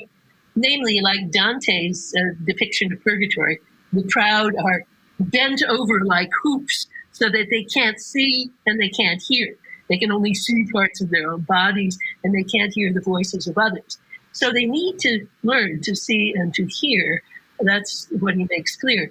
But what has made men willing to see and hear? That's, I think, the question. A lot of men didn't do these bad things in the first place, but they didn't listen to the voices of women either, because they thought, this is purely personal. It's none of my business. Sexual harassment in the workplace was embarrassing to the men who didn't do it, but they just thought, oh, well, it's a personal matter and I just don't have anything to do with it. What had to enter in was laws and institutions. What the feminists had to do was to have trial after trial and legislation after legislation in order to get people to understand, first, that rape law had to change. I think that the movie The Accused with Jodie Foster is one of the best movies about law in the world, and I always show it to my first-year law students, because it shows how just one average working-class woman together with one average lawyer really changed the law by getting established that no means no. But also sexual harassment. There, the feminists had to go to Congress and get them to understand that the law they already had, namely Title VII of the Civil Rights Act of 1964, which forbids sex discrimination, already covered sexual harassment in the workplace. They didn't have to make new legislation, and I'm sure they would not have wanted to do that because getting things through Congress is a mess then as now. But once that was established and agreed as a matter of theory, courts could act on it, and then gradually they did, and the criteria for sexual harassment evolved over time. So the eyes and ears were opened by law, and now in a workplace that's governed by law, then who see sexual harassment going on, but they think it's, oh, that's messy, it's not my affair, they can say, look, this is illegal, and we as employers will be held liable for it under Title VII. So that's a stronger statement than just, oh, please don't do that. And it's not a personal matter, it's a legal matter. Law also educates young men, and I think sexual harassment in universities is so much less common than it used to be. Mainly the people who do it now are people who are basically ineducable or pathological, but others have been put on notice from an early age. You just don't do that. Their ears have been opened, but by law, not just by women speaking up. About your final idea of fellow citizenship, I couldn't agree more, and I love what you say about climate change. I just want to add that my own topic of the Holberg lecture, protecting vulnerable animals, that's even harder than climate change, because with climate change, you can at least say, think about your own grandchildren. What kind of world you want them to live in? But if people don't care about vulnerable non-human animals, it's very hard to get a self-interested hook into their consciousness. But what I think is changing that is actually ecotourism and wonderful films about animals. There can't be too many such films. I've looked at trials in which judges have made good decisions about the rights of animals. Very often they live in a place, particularly the state of Washington in America, where they can watch whales, they can see what they're like and how beautiful they are, and then they are educated in that way. So I just hope that, again, I hope we can do that in time, because we're inflicting so much pain on animals all the time. To Allison, I guess the first thing I want to say is I'm so sorry you didn't accept our offer at the University of Chicago, because I can see how much I would have had to learn from you. And so, Philip is the lucky one, because we're going to be at Columbia. But I want to say more generally that it's really, really important to open our eyes and ears to the philosophical wisdom that's coming from non-Western traditions. This has long been a concern of mine as a result of the work I've done with Amartya Sen, who, although of course he's recognized as a Western philosopher and economist of the first rank, his training was entirely in Indian thought. And so, it's something I knew the importance of myself for a long time. But it's so hard to convince colleagues that we really need to include this in the curriculum. And then, of course, if you think in principle we do, harder still to find people like Allison. Allison actually has 2 PhDs, one in Western philosophy, one in Indian philosophy. So people who can really talk to the rest of the department and who have all the language skills that are needed in order to train graduate students in that field. And, we tried to have our law philosophy workshop next year on I guess it was called Asian philosophy and law, but we were searching for a postdoc in either Chinese philosophy or Indian philosophy. And I'm sad to say the search just completely failed. We made an offer to one very good person who worked on Chinese philosophy, but he got a much better, longer term offer also from the University of Chicago, a 4-year assistant professorship. So he wasn't interested in a 1-year postdoc. So we just had to cancel that law philosophy workshop. And instead, I'm going to teach a seminar on the only stuff I know how to teach, which is contemporary Indian thought, Tagore, Ambedkar, Gandhi, and Sen. But, we really need Allison, and we need more and more people like Allison in order to fill the void in our own awareness. What I want to say to Allison are 2 things. First of all, compassion. I think compassion is often very good, but there's one flaw that it has, which Dan Batson, the great empirical researcher on compassion, has shown. Namely, you feel compassion much more readily for people you know or whose stories you know than for strangers. So he does experiments where you know all the rules for how kidney donations how scarce kidneys should be allocated, and all the people participating know the rules. Then the people are told one story about one particular person. This woman lost her mother last year, and now her boyfriend just broke up with her. And immediately, because they know that one story, they want to disregard the rules and bump that woman up to the top of the list. So this is the problem with compassion. How can we even it out? And there, I think, again, I want to give the answer, law. Think about what nations would be like if, as in the Victorian era, they were governed by voluntary philanthropy instead of by tax law. Well, I mean, we know what happened then. They gave money to the people they liked, who seemed like them, the deserving poor, they were called, and not to the so-called undeserving poor. So we need law to even things out. And of course, the big problem in our world is that law stops at the boundaries of the nation, and international law is pretty well impotent. So it's very hard to even out and direct our compassion.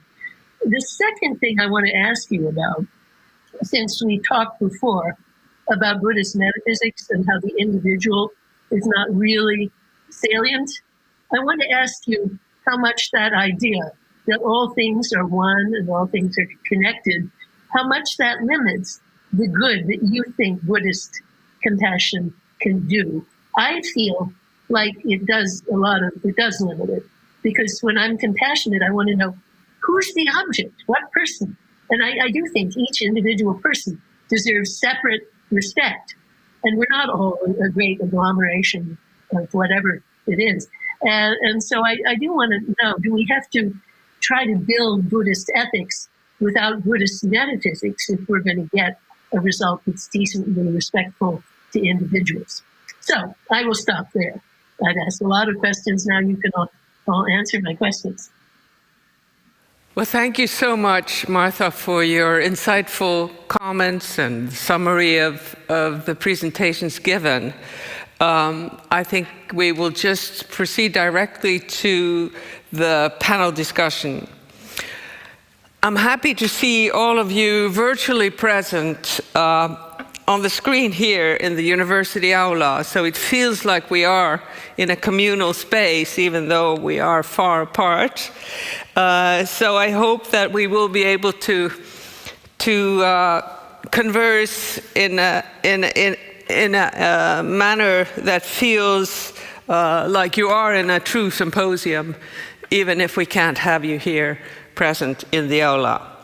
So I want you to just raise your hands when you want to speak, and I will pass the word to all of you. But Martha already indicated that she had some very precise questions to each and one of you. So why don't we just proceed, first of all, with me giving the floor to Susan to respond to Martha's response, and then we can take them consecutively, and then Martha can interject as she pleases. How's that? Will that work? Very good. Great for me. So, Susan, please. Yes, thank you. Well, Martha, that was really impressive, the way you could hear all of us. I know you've had no advance notice of my comments, and yeah, so those were great questions, both to me and to the others.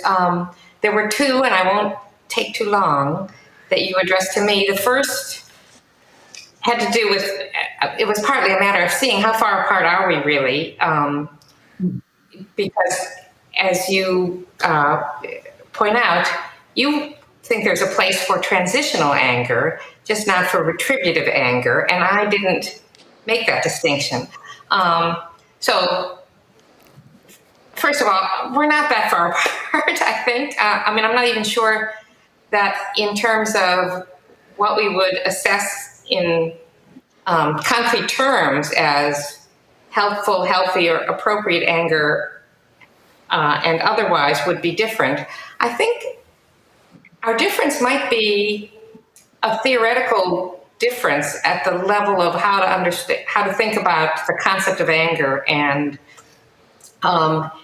And what I say here is very tentative, even there. I have some skepticism about the idea of thinking there are these different kinds of anger that some people experience one kind or at one time, and other people experience the other kind at another kind. At any rate, what I'm more inclined to emphasize, and this accords with some of Philip's comments as well, is anger as something that takes place over time and develops or subsides according in part to how it's responded to. So, I mean, I think, in terms of non-scientific but introspectable experience, something gets me angry. It could be a personal, offense, or it could be, seeing a knee on the neck of George Floyd for 13 minutes, and I get angry. And is it transitional anger or is it retributive anger? Well, you start with that, and then it depends partly on how people take it, whether it develops into something worse or stronger, or whether it turns into something, more constructive. So I'm not sure that we differ so much as my wanting to emphasize anger in time and in context. Let me just interject one thing, which is that I think we do need to make some decision ahead of the fact, because criminal law is built around which view you take. If you're a retributivist about criminal punishment, you'll have one set of recommendations about how criminal law should be. If you're a deterrence theorist, you won't want to punish unless there's evidence of deterrent effect. If you want reform, you again have to have some story about how that will go. So since U.S. criminal law has been dominated for centuries by retributivism, that's why we're the only North American and European nation that still has capital punishment. There are plenty of other nations in other parts of the world that do have it. But so, you have to kind of think. And Bentham already said in the 18th century, well, let's look at capital punishment. He did say, sort of making a joke, yes, on specific deterrence, it does very well. It deters that particular offender. But general deterrence, it actually doesn't do any good at all. And it doesn't reform. And it doesn't, most important of all, it doesn't create a future in which people have fewer incentives for crime. So it's that kind of thinking ahead that where I feel we need to decide what we think of retributivism. Yeah, good. And that actually connects to the second question you asked me. It does to me, because your contrast is between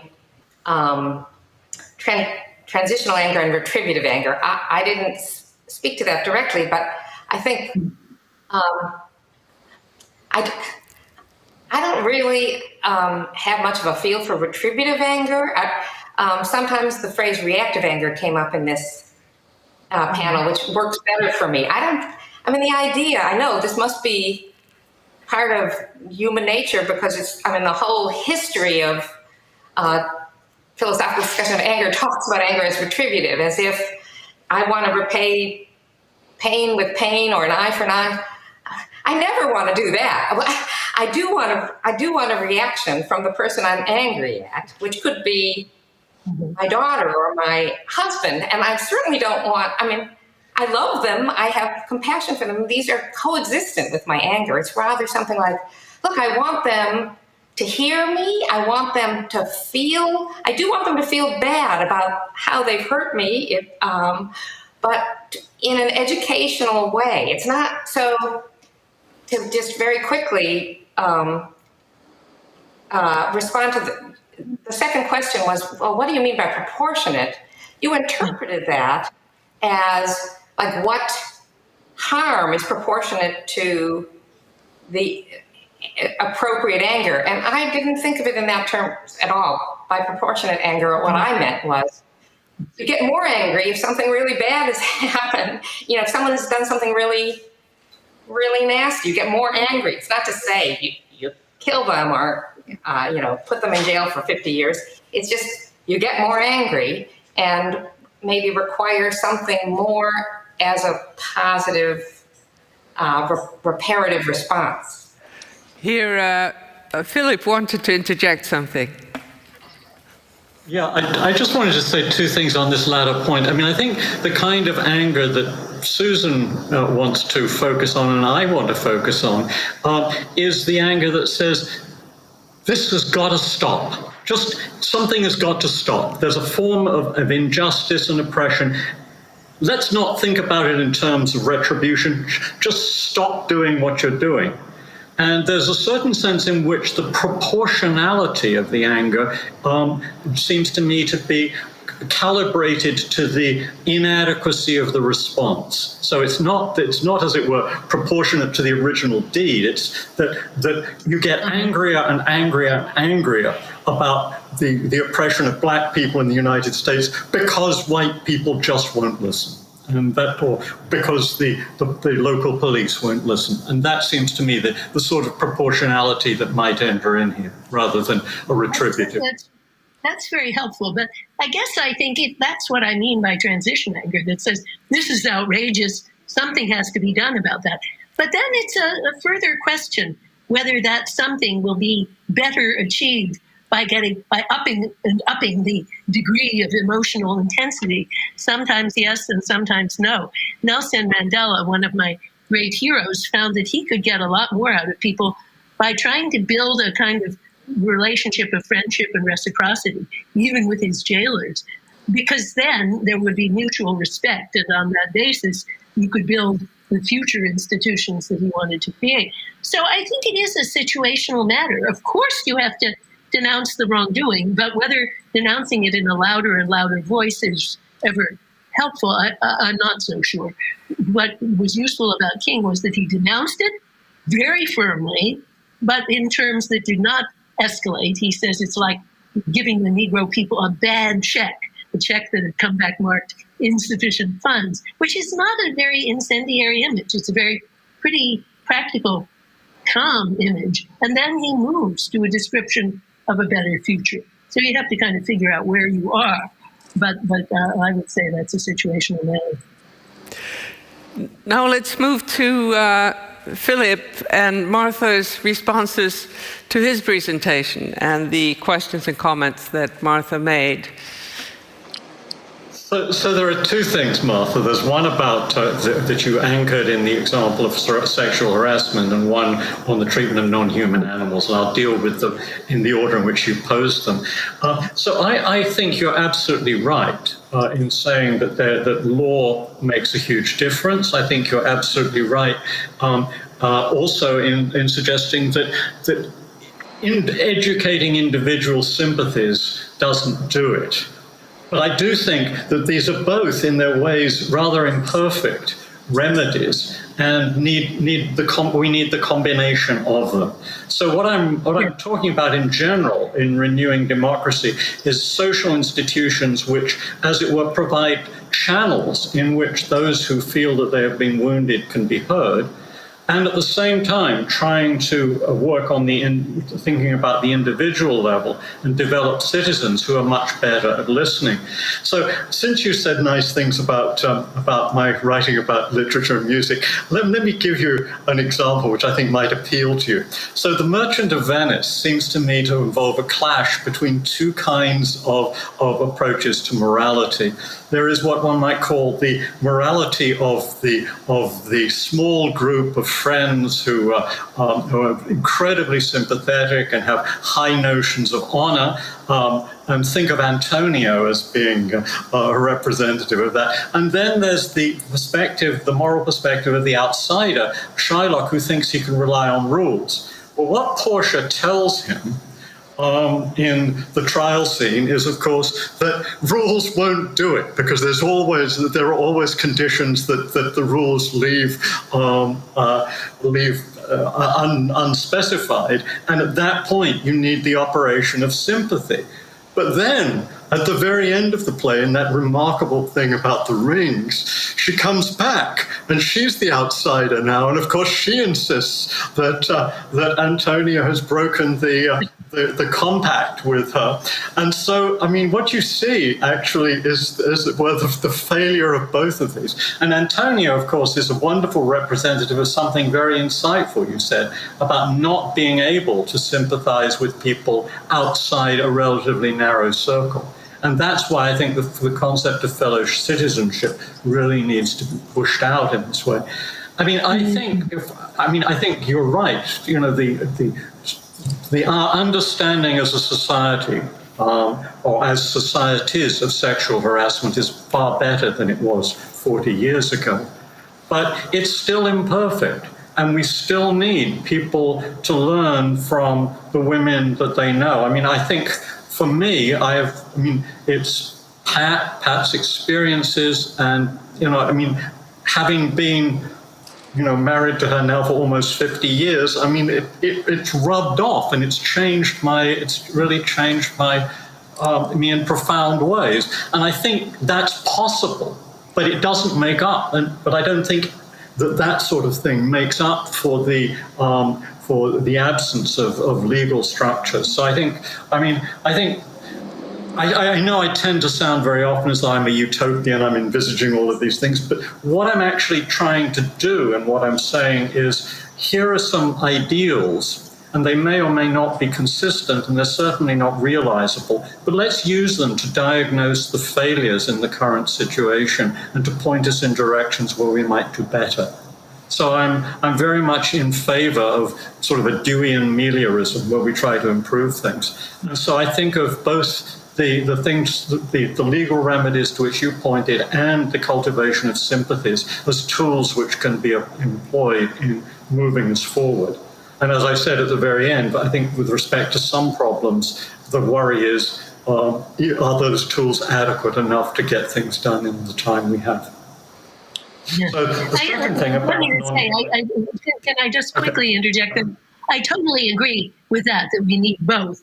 The reason I wanted to place the accent on law is that at this time of Me Too, first of all, I think the public misunderstands. They forget all the long work in the trenches, starting with 1970, that feminist lawyers and feminist plaintiffs have put in, that have brought about tremendous changes. And they think, oh, it's a few recent celebrities that started to tell their stories, and that's where progress began. But second, because those stories can lead us, if we don't keep a firm eye on law and structure, in a bad direction, to a kind of punishing by the crowd, punishing by social media, which is a kind of shame penalty that we've long since rejected as a society. We don't have the scarlet letter anymore. We don't have the pillory. And so, but now that's sort of coming back, that without due process, people are being branded. So I was worried about that, and therefore placed more emphasis on law for that reason. Now back to you. Good. But I'm really looking forward to seeing what you're going to write about non-human animals. As you know, when I think about difficulties and moral difficulties with non-human animals, I primarily focus on laboratory animals and the mistreatment of laboratory, and also the animals that are used in our awful food production processes, the factory farms and so forth. But I mean, it seems to me that their stories have to, and their ways of living have to be made vivid for those who take decisions. I think that any self-respecting experimental medical committee has to have people coming before it who really understand what we might think of as a normal life is for the kinds of animals who are going to be used in experiments. And those forms of life can't be distorted in the ways that they've often. Yeah, no, I love your article on that. Okay, so but when I'm thinking about sort of going wider and I'm thinking about whales, there's a worry that comes in, and the worry is that actually, I'm not sure it's a worry, but Since I think, as you know, that we can't actually institute governance for the whole sentient world because, you know, there are Darwinian pressures that pit bits of the sentient world against one another, and there's not very much we can do about satisfying the needs of the antelopes and satisfying the needs of the tigers. So, when I think about what we do with respect to documentaries and sort of travelogues and ecotourism and so forth, it seems to me that this is a very human-centered vision of what parts of the non-human sentient world. So perhaps that's just the best we can do. But I think then we have to realize that one aspect of what we're doing here is recognizing that certain parts of the sentient animal world matter to human beings in ways that others don't. And justice for animals is always, as it were, filtered through that attitude. I'm not sure whether we should be worried about that. You'll just have to see what I say because it's too complicated to say. I will. Yeah, I will. I'm looking forward to it. Okay, let us move on then. That hangs me up. Okay, let us move on then to Allison and to Martha's comments, to Allison's presentation, and then let her respond to them. Go ahead, Allison. Thank you. Thank you so much for your overly kind comments, Martha, and for your excellent questions. So starting with the first question about a potential problem with compassion as being biased, that we ordinarily reserve our compassion for those closest to us. So in fact, Shantideva devotes a lot of attention to the topic of compassion, and the ideal form of compassion that would serve as a kind of antidote for anger and a substitute attitude is known as great compassion, maha karuna. And great compassion has as a prerequisite mental state equanimity. So he lays out a number of different mind training contemplations or strategies for developing equanimity, where equanimity is an understanding of the fundamental equality of all sentient beings, human and non-human. And some of these contemplations involve thinking about how all creatures or all individuals are fundamentally the same insofar as everyone wants happiness and nobody wants suffering. We can all agree on that. So he uses that as a kind of fundamental starting place for our agreement or equality with all sentient beings. And then he also has a number of mental exercises that involve equalizing and exchanging oneself and others. So, we might say putting yourself in someone else's shoes, and he uses all different kinds of individuals. So people who you think have a higher status than you or have a lower status than you, and who you think are equal to you, and then and uses a number of different ways of getting into their mind state in such a way that the ultimate outcome is intended to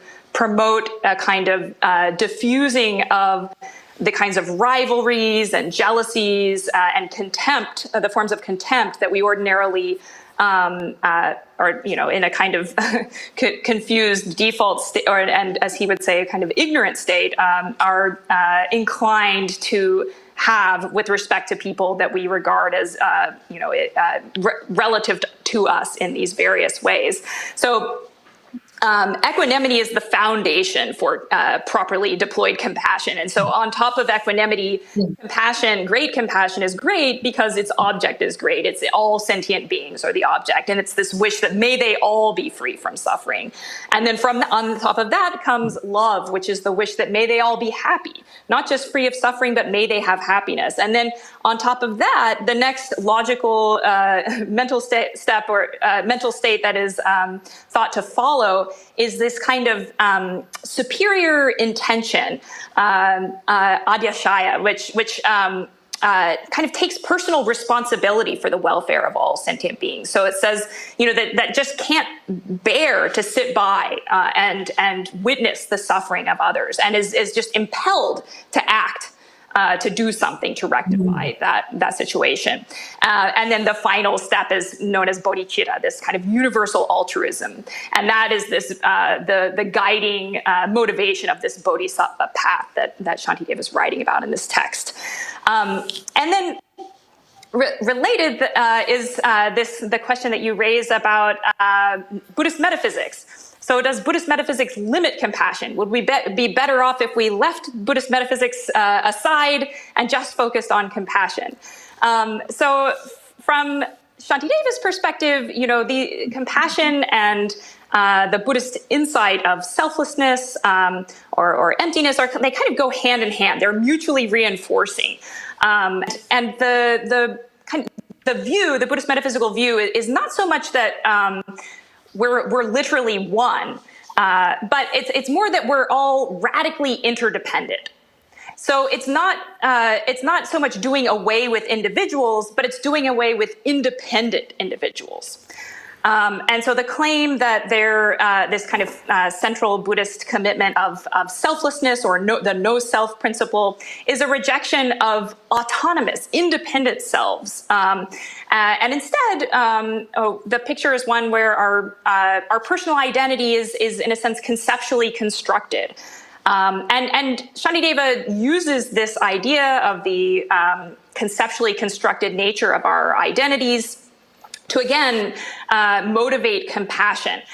So he supplies various contemplations for thinking about how since there's in one respect my identity is conceptually constructed. There's a sense in which it's arbitrary for me to limit the scope of my self-concern to what I happened to limit it to today. And we look to the example of a mother who or a parent upon having a child. There's a sense in which their identity, the scope of their self-concern, is broadened to include that of the child. And there's a kind of invested identity as well attributed to the child. And so the thought is that, well, we could just keep going infinitely. We could expand the self of our self-concern and a kind of identity, not literal identity, but identity insofar as it's linked to concern for welfare, to include all sentient beings. So those were just some initial thoughts in response. Yeah. I guess about the first one, I now see it's not the compassion by itself, but it's the compassion after the antecedent education that does the good work. So all the foibles in compassion that I pointed to would have been winnowed away by the antecedent education. But about the other one, so here's what I'm worried about. As a longtime feminist, I've often been dealing with situations where women are regarded as valuable because they contribute to the ends of a larger unit, namely the family or the community, but they're not ends in themselves. And I've wanted to always lay tremendous emphasis on the idea that each separate individual has a dignity that deserves treatment as an end in itself, not just as a means or adjunct of the ends of others. And I guess that's what you mean by the autonomous individual who you don't like to have. So I guess, would suppose that somebody said, oh, it doesn't matter that this woman doesn't get to pursue ends of her own because she's connected to everyone in the family and she serves those ends. Would the Buddhists be happy with that? Or would there be a place for a feminist critique of that? Yes, thank you. Yeah, so I think there would be a place. Again, I don't think it's not meant to take away from the value of each individual. And in fact, there's a real emphasis on the value of each individual taken on their own terms. And the interdependence isn't meant to take away from their value. It's meant to appreciate our relational context and the fact that, each of our actions have important impacts on one another. So I do think that there's a sense in which this view really does uphold the value of the individual. And another related point I'd like to make about Buddhist ethics in general is that it does have this kind of utilitarian aspect, in a sense that, you know, we're concerned for the welfare of all sentient beings, but at the same time, there's almost equal emphasis on the value and personal development of the individual, and on the mind of each individual. So there's a kind of balancing that takes place. So in Shantideva's text, he's interested in educating individuals so that they can develop to their full potential. And there's always this pairing of benefit for oneself and benefit for others. And the thought is that ultimately those, although they may appear to be in conflict, that ultimately there's a sense in which they're always compatible, that in acting to benefit others, you're benefiting yourself, and vice versa, when guided by a certain view. Okay. Wonderful.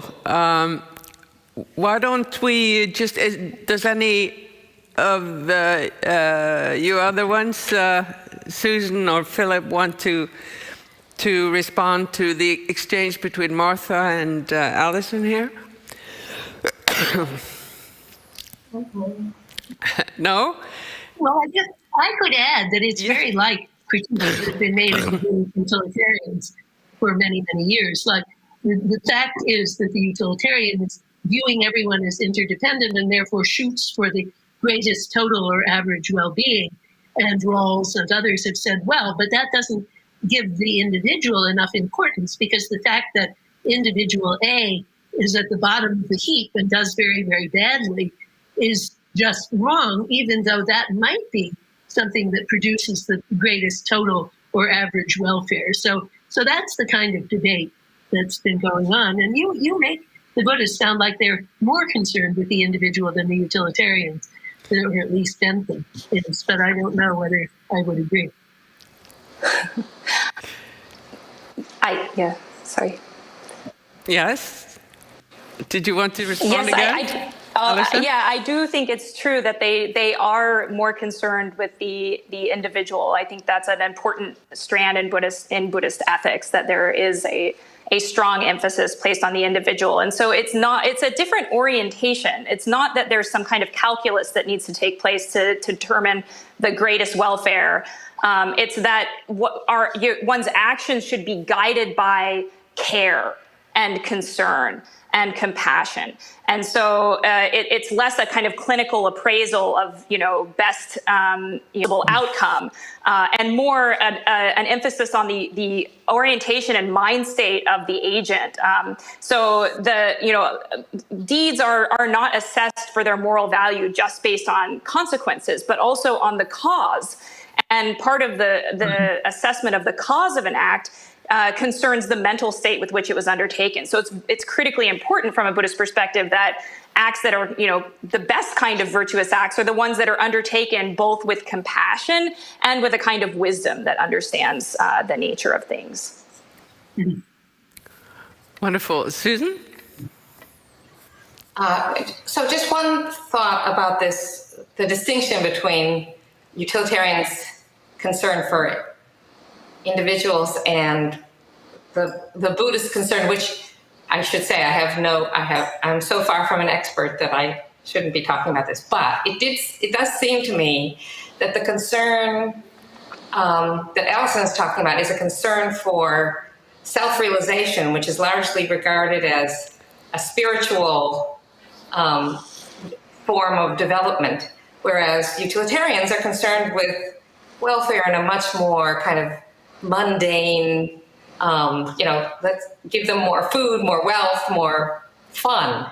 And that it's much easier to kind of reconcile a real interest in individuals flourishing with altruism when you regard flourishing as not really about how much stuff you have, but about your spiritual state of enlightenment. or it's more like Mill than it is like some other utilitarians anyway, because Mill was all about self-realization and self-development. In fact, Philip, in his new book, the education book, talks a great deal about Mill and his wonderful St. Andrew's lecture on education. I don't know if you want to talk about that here, Philip? Well, I was just about to say, actually, of course, it depends on which utilitarian you're talking about. I actually don't think Mill was a utilitarian. I think Mill was a consequentialist who had a very, very rich and sophisticated conception of the good. And Bernard Williams, I think it's in the exchange with Smart many years ago, basically throws up his hands in despair at one point and says, well, of course, you can fit anything into a consequentialist theory because you just have to build in all of the kinds of things that you want into the concept of the good. And that seems to me to be an insight. And someone like Mill goes a very, very long way to capturing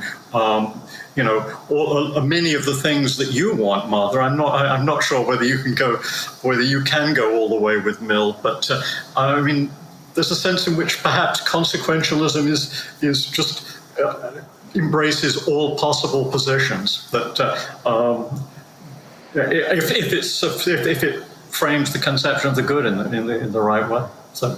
But Mill's short, particularly Susan, you're much more expert than I am about things like this. So I would defer to you and to Martha on what I just said.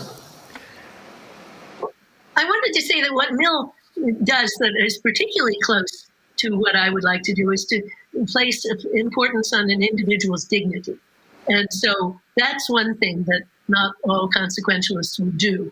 Of course, Amartya Sen makes the move that you have made, saying that anything can be consequentialized and you could put protection of rights into the consequences. So Sen has done that. But Mill also does that before him and says that the protection of people's dignity and the protection of their rights are part of the consequence set that we're promoting.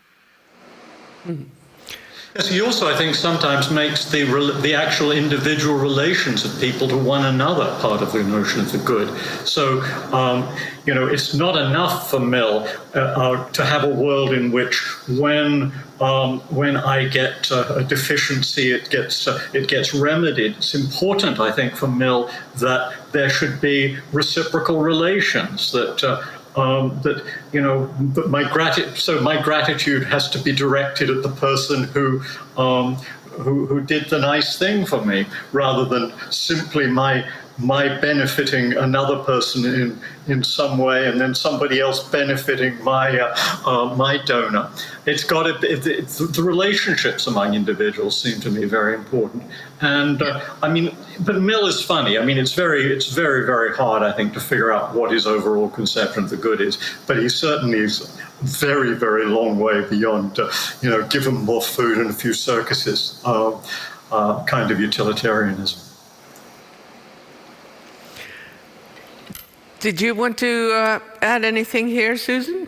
I saw you were nodding. I had just put a thumbs up to the thought that Mill is not a utilitarian, at least in the way that contemporary philosophers understand utilitarians, connecting, Bentham, Sidgwick, and Peter Singer. Mill has I think, a totally different way of looking at ethics, and as well as a much richer ideal for individual human life. But so he seems to be a hero for many of us, but I didn't have anything else to add here. But if we should go back to the emotions of fear and anger and how it affects the humanities or the university as such, I don't know, you touched upon it in your presentation, Susan, but is there something that we could pursue a little more in here in this conversation now? Susan, yes, go ahead. And I'm sure Martha has something to say too on this subject. Yes? That would be fine.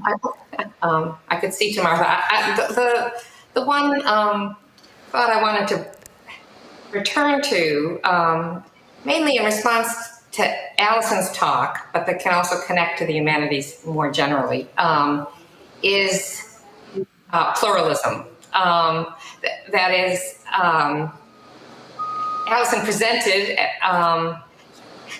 a way of being in the world, or at least an ideal of a way of being in the world that that would eliminate anger and some other negative emotions entirely. And I had suggested that though that's an impressive and admirable way that some people can go quite a long way towards achieving. It might not be. It's not necessary to think it's that or some opposite negative version, that there are other ideals. And so, and the humanities being, interested in explaining a kind of internal view of varieties of life can show that. I was just going to mention that earlier this year I gave a talk. It was called Life Lessons: Analytic Philosophy Meets the Dalai Lama, and it was actually an engagement with the Book of Joy, which is it's not an academic text at all. It's sort of the record of a 5-day conversation between the Dalai Lama and his good friend, the Bishop, Archbishop Desmond Tutu, about how to find joy in the face of the world's inevitable suffering. And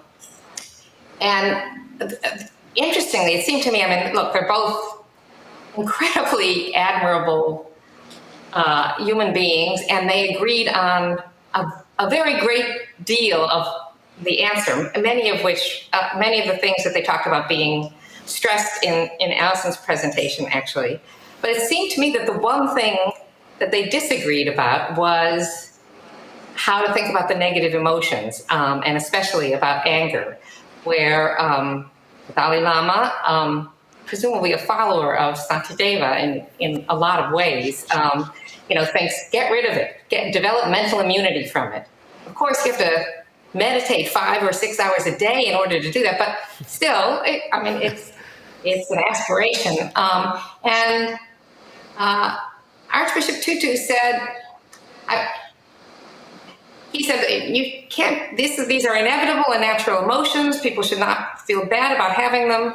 And they didn't pick up, how far that disagreement went, because this wasn't a book that was going to emphasize the disagreements.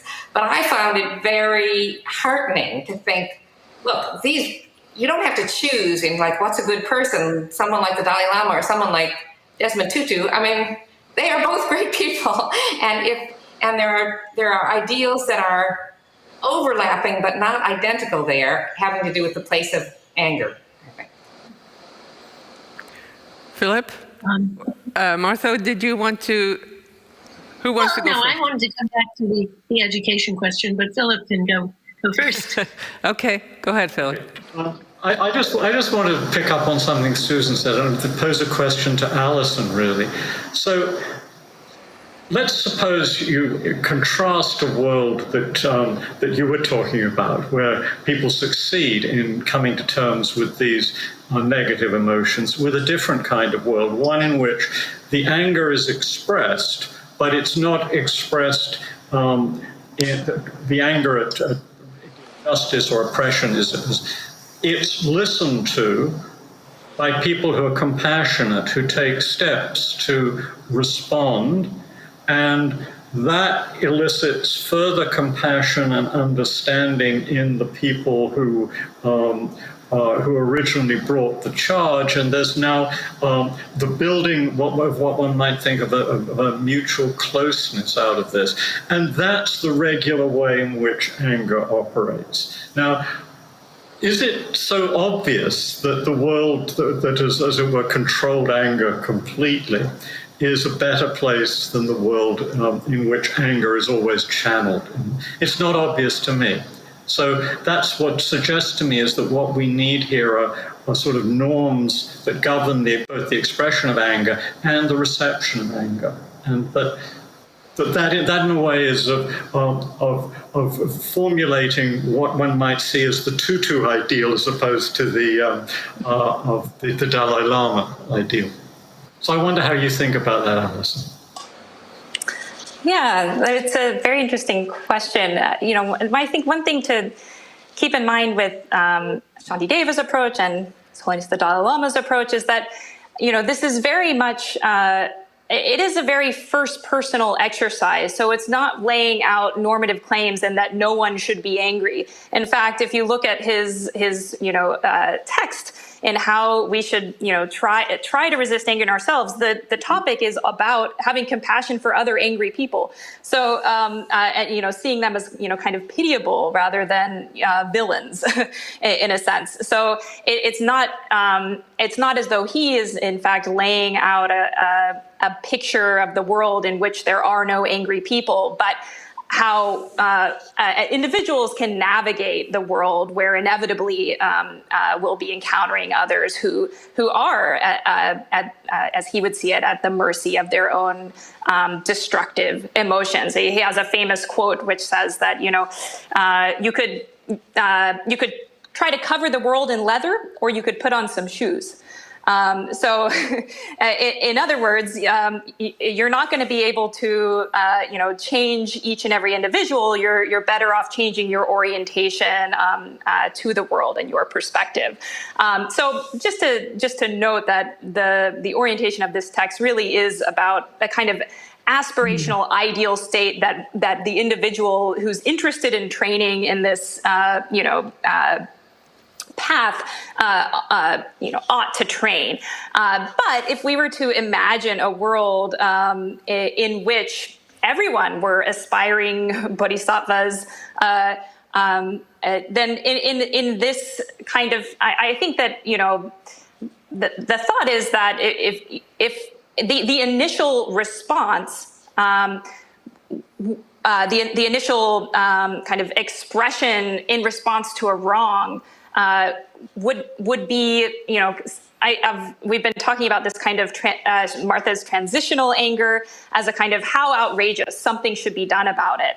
And we might think that the bodhisattva version of that would be how sad, something should be done about this. Or and so the initial recognition of the wrong is a kind of appreciation of the suffering, of how sad this is, and that, and there's this strong motivation that follows from that to do something about it. And then the response to that is again, it ought to be a kind of positive feedback loop of empathetic understanding, moving towards some kind of reconciliation and constructive reformation. Martha? That suggests a third possibility I hadn't thought of. Sorry, just very quickly, Martha. That's okay. That what you're now saying seems to be very much in the line of, you start out with the anger and the compassion, and gradually these things co-evolve. So you end up with the complaints expressed out of sadness, and so, as it were, the tutu world becomes rather more like the Dalai Lama world as time goes on. That's very interesting. So, what I wanted to say, I wanted to talk about Mandela again. He certainly exemplifies what I call transition anger, because he, again and again, during the 27 years he was in prison, he forcefully and unremittingly expressed his demand for justice and the outrageousness of apartheid and so on. And he did it effectively so that the whole world listened and took notice. But again and again in his movement, he faced the more retributive kind of anger, where people just wanted to, pay back the white community for what they had done, meaning not give them any offices, not, decertify the rugby team because whites play rugby, all these things. Mandela saw that it wouldn't be good for the future of a nation. He wanted whatever would enable people to move forward together into a future of cooperative citizenship. So he was always stopping his people from, just doing things out of what one might call retributive spite. And therefore, he ended up crafting a national anthem that was a collage of the freedom hymn of his movement, together with the Afrikaner, the traditional Afrikaner song that his people hated and they wanted to get rid of. So he did things like that. And I guess that is really what Philip is talking about, sort of moving forward with a kind of, it's partly to make progress, because you weren't going to make progress in South Africa if you totally rooted out the whites and murdered them or massacred them or whatever, because they had spheres of expertise. But anyway, I think that his model is a very good one to follow, and it was full of empathetic understanding, so that his jailers were usually lower-class whites, and he got to know them, and he took an interest in their families, and he would talk to them, and he wouldn't let them do the dishes for him. In his last jail, he was like in a hotel where he was the privileged prisoner. And so this one jailer was supposed to do his dishes. And he says, no, we must share it. And so then he made a friend out of that person. And I think that is a good ideal to follow if one can possibly do it. But what I wanted to do very briefly was to respond to the earlier question about education. We're all university teachers, and we don't teach in schools, but really, in a way, that's where the action is, if you're producing citizens. And I just wanted to put in a plea for the tremendous importance of the arts in educating children, especially in schools, because you can learn things from a book, but for young children, you learn it much better if you learn it with your body by acting out a play of the civil rights movement, where someone is assigned to play Rosa Parks sent to the back of the bus, or if you're acting in a play where you are the one who actually inflicts the damage and you try to understand what the sources of that are. I must say, in my halting singing career, Philip, it happens that my voice suits me for singing very wrong sopranos, dramatic sopranos who are always talking about vengeance. But I learned a lot by singing Orsai L'Onore or Elettra's arias from Idomeneo, because I learned the pain out of which that anger comes. So anyway, the performing arts are incredibly important, not only for children, but especially for children. And I know Philip has a lot to say about this in his book. I don't know if you want to say something now. I just want to say here, Martha, I think you're absolutely right, and you've said it very eloquently today. And of course, you said it eloquently in other places as well.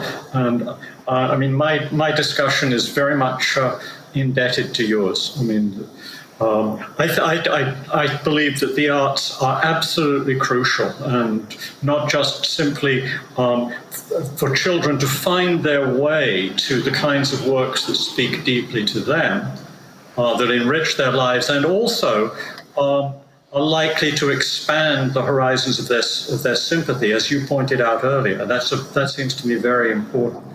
But I think it's also important that they learn to create. I think we don't give enough space for not simply coming to terms with literature and coming to terms with music and coming to terms with dance and coming to terms with visual art, or these days probably coming to terms with film, but just allowing children to get involved in these creative processes, and also on a much wider scale. I mean, I think of this as Dewey did in terms of gardening and cooking and making dresses and making wooden models and all the rest of it. I mean, this is such a fundamental part of what it means, I think, to grow as a person. And that's, in funny ways that I won't try to explore here, tied up with my ideals of democratic fellow citizenship. But that's another story. Anyway, but I just want to second everything Martha said on this subject. Well, anybody follow up? Or if I'm going to try and move us back to the university as a public space, and the university as an arena where these emotions are played out, not only in the classroom but in public spaces where lectures are given, and where there has been a lot of contestation lately between different groups within the academic world. And is this an issue that you see, where you see that the humanities that is a special challenge for them, or is the remedy more to be found within the humanities, as you seem to, many of you, to argue for, especially in education and all the way up? Anybody want to, Martha, do you want to speak to this? Well, I think it is. Of course, it's a challenge and part of the solution. I don't really, having my foot in a law school and in the humanities department, I don't know. I mean, law obviously is much more public facing, and therefore it includes a lot of the controversies of the public world more immediately than humanities departments do. And that means that it sometimes faces controversies more immediately.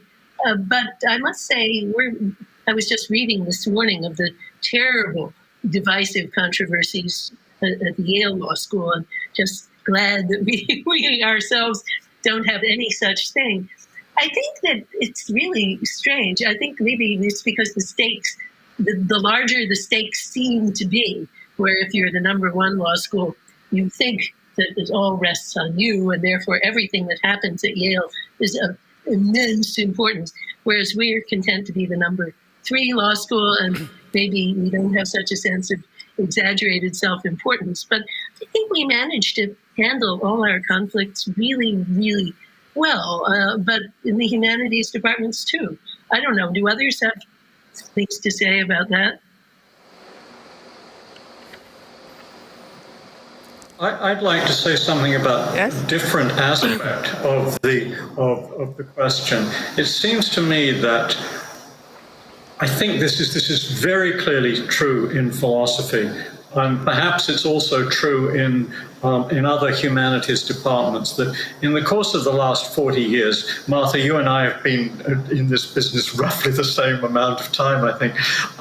The culture of professional studies of philosophy has changed enormously for the better. And in part, I trace this to the influence of some prominent women, and Martha, you would be one of them, and Janice Moulton would be another, who stopped the idea that scholarly life should be a kind of relentless competition for status, and that the object of doing philosophy or doing scholarship in other fields is to show just how smart you are, and just how quickly you can silence the objections of others, etc., etc., etc.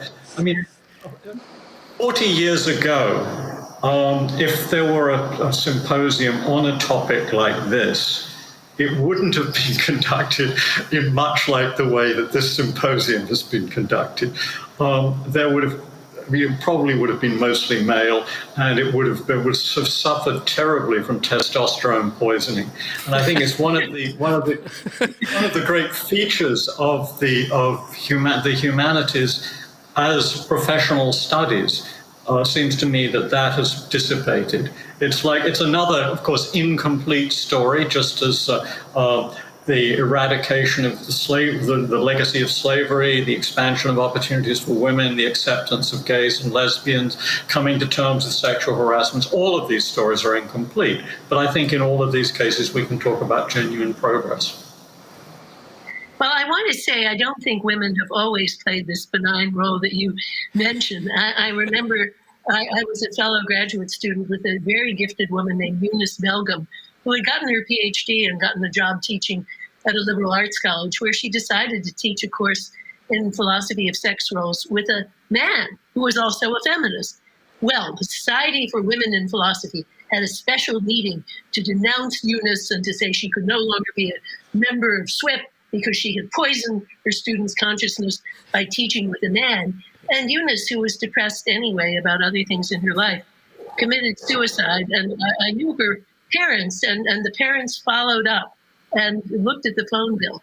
And there were a lot of phone calls on the last day of her life. And they were all just students in the class. where she was apologizing for having corrupted their consciousness by teaching with a man. Well, of course, I think that's terrible. And, women are as capable of petty and vindictive behavior as anyone else, I think. So I just don't want to take the praise that Philip heaps upon the whole gender. Well, no, but I mean, there were some very crucial interventions on the part of some individual women, of whom you were one and Janice was another. Yeah, but men too. I mean, look, I wouldn't have gotten anywhere that I am without the intervention of Bernard Williams in the profession. He was a tremendous feminist, and he could be a feminist because he was a powerful man. It took somebody like that to open the doors. And I think of so many others, such as Stanley Cavell, Richard Walheim. So we can lay the praise on many shoulders, I would say. Yes. It's absolutely, when we look at these issues from the perspective of Scandinavia, where we are in many ways much more obsessed with equality, and perhaps to a fault, and perhaps less with excellence to the degree that some of the universities in the United States are able to perform. There is the question of who can access these sites of learning that will be formative to the kind of compassion, the kind of democratic spirit that you all seem to advocate for, so do you have any sense that there's a difference between, well, in the world, of course, but that there is a privileged site at these elite universities in the United States, and that you have a form of obligation towards the rest of the world, which I would say Martha's scholarship has been exemplary in that respect. But somebody would say that in Scandinavia we have institutionalized mediocrity, whereas some of the stellar institutions in the States have the ability to really foster the best minds and the best environment. How do you feel that this question of fear and anger enters into this in a more wider perspective than the US? Yes, Martha. Well, I do think that we have an obligation to give our time and our collaboration to scholars in other countries. I haven't been to Norway very often, as you know, but for many years I've had a collaboration with scholars in Finland who are very isolated because of their language and their situation. And so one philosopher there said to me, why don't we give a series of conferences for young Finnish scholars so that they can meet people from the US and from Europe and so forth. So we did that, and he actually included scholars from India as well as time went on. So that's one way, but increasingly our university has centers in developing countries as well. We have one in Rio, one in China, in Beijing, and then the one that I'm involved with is the one in Delhi. Well, we did not want to do what so many universities do, and that's charge tuition for giving technical courses for which there's a lot of demand. We wanted to put ourselves at the service of scholars for scholarly collaboration. Dipesh Chakrabarty, who's the director of our center, has done wonderful things with projects, each of which has to involve scholarly collaboration. So we fund the project only if it involves genuine collaboration between a unit in our university and some Indian partner, whether it's in health or education or law or whatever. So, that kind of thing, I think, is much more useful for all of us than monetary foreign aid, which has a dubious record of success and has been shown in many cases to be counterproductive. I think scholarly collaboration is really critical because the institutions that I deal with in India really don't have much money. Their library facilities need development. I'm sure Allison is very familiar with this. And so just going there even virtually. We have a whole series of Center in Delhi conversations where we talk to people in India, which is one great use of Zoom, I must say. And so, yeah, I mean, I think we all have an obligation to do something along those lines. Allison, do you have thoughts about this? Yeah, I 100% agree with your remarks. Absolutely. Yeah, I do think that there's an obligation not only to for scholarly exchange and connection among scholars at institutions across the world, but also speaking to another dimension of the question, reaching out to those even in our own communities who are not in our institutions. So whether that's involvement in primary education or high school education through various programs, or entering into prisons. And so, there's a lot of wonderful work going on to help bring a lot of the contributions that the humanities have to offer to these underserved communities or places where it's most needed, as in the primary education when children are at their most formative age and in a place to really receive and be shaped in a positive way by a lot of the insights that the humanities has to offer. Philip, you wanted to say something? Yeah, so I think I agree very much with what Allison has just said, and it's interesting. Apple Hill and Columbia have developed these programs for outreach in which graduate students have gone off and taught in all sorts of settings, parolees, prisons, schools, and so on and so forth. But I also think there's a danger of falling into a trap. And Ellen, I think there was a presupposition of your remarks, which was that there were rather a few elite institutions in the United States that were especially good at training young people. Actually, I think that's not so. I think I'm sure Susan and Martha will have had similar experiences to the one I'm about to relate. So a few years ago, I was a Phi Beta Kappa visiting scholar, which is the Phi Beta Kappa Society has this program where they select people who go from research universities and give a series of visits to small colleges in the United States, places that don't have graduate students, that one doesn't think of as, the main research centers and so on and so forth. What struck me was just how wonderful these places were in the ways in which they devised individualized programs.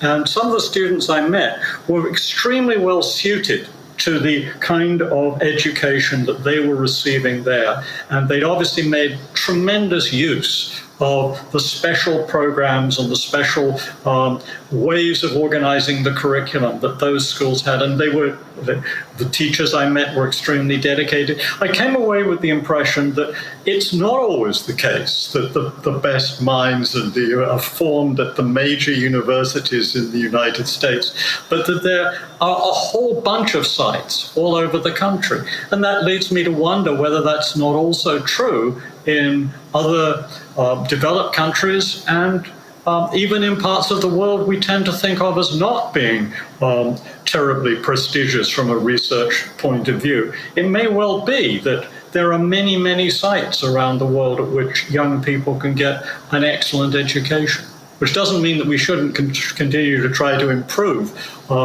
education at all levels.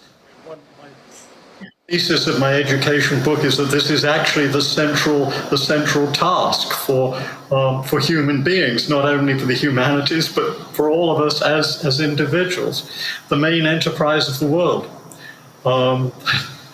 So I want, I think, to push back a little bit against the idea that equality has necessarily gone along with mediocrity anywhere. and that there aren't all sorts of flowers blooming unseen all over the place. No, it was sort of a provocative. When people are being critical of the Scandinavian model, they tend to say that this is the nanny state and the institutionalized mediocrity. But what is good about mediocrity is that a lot of people have access to it. So there is a sense of equality that does not foster the kind of anger and that can be resentment towards a system to which they don't feel that they have access.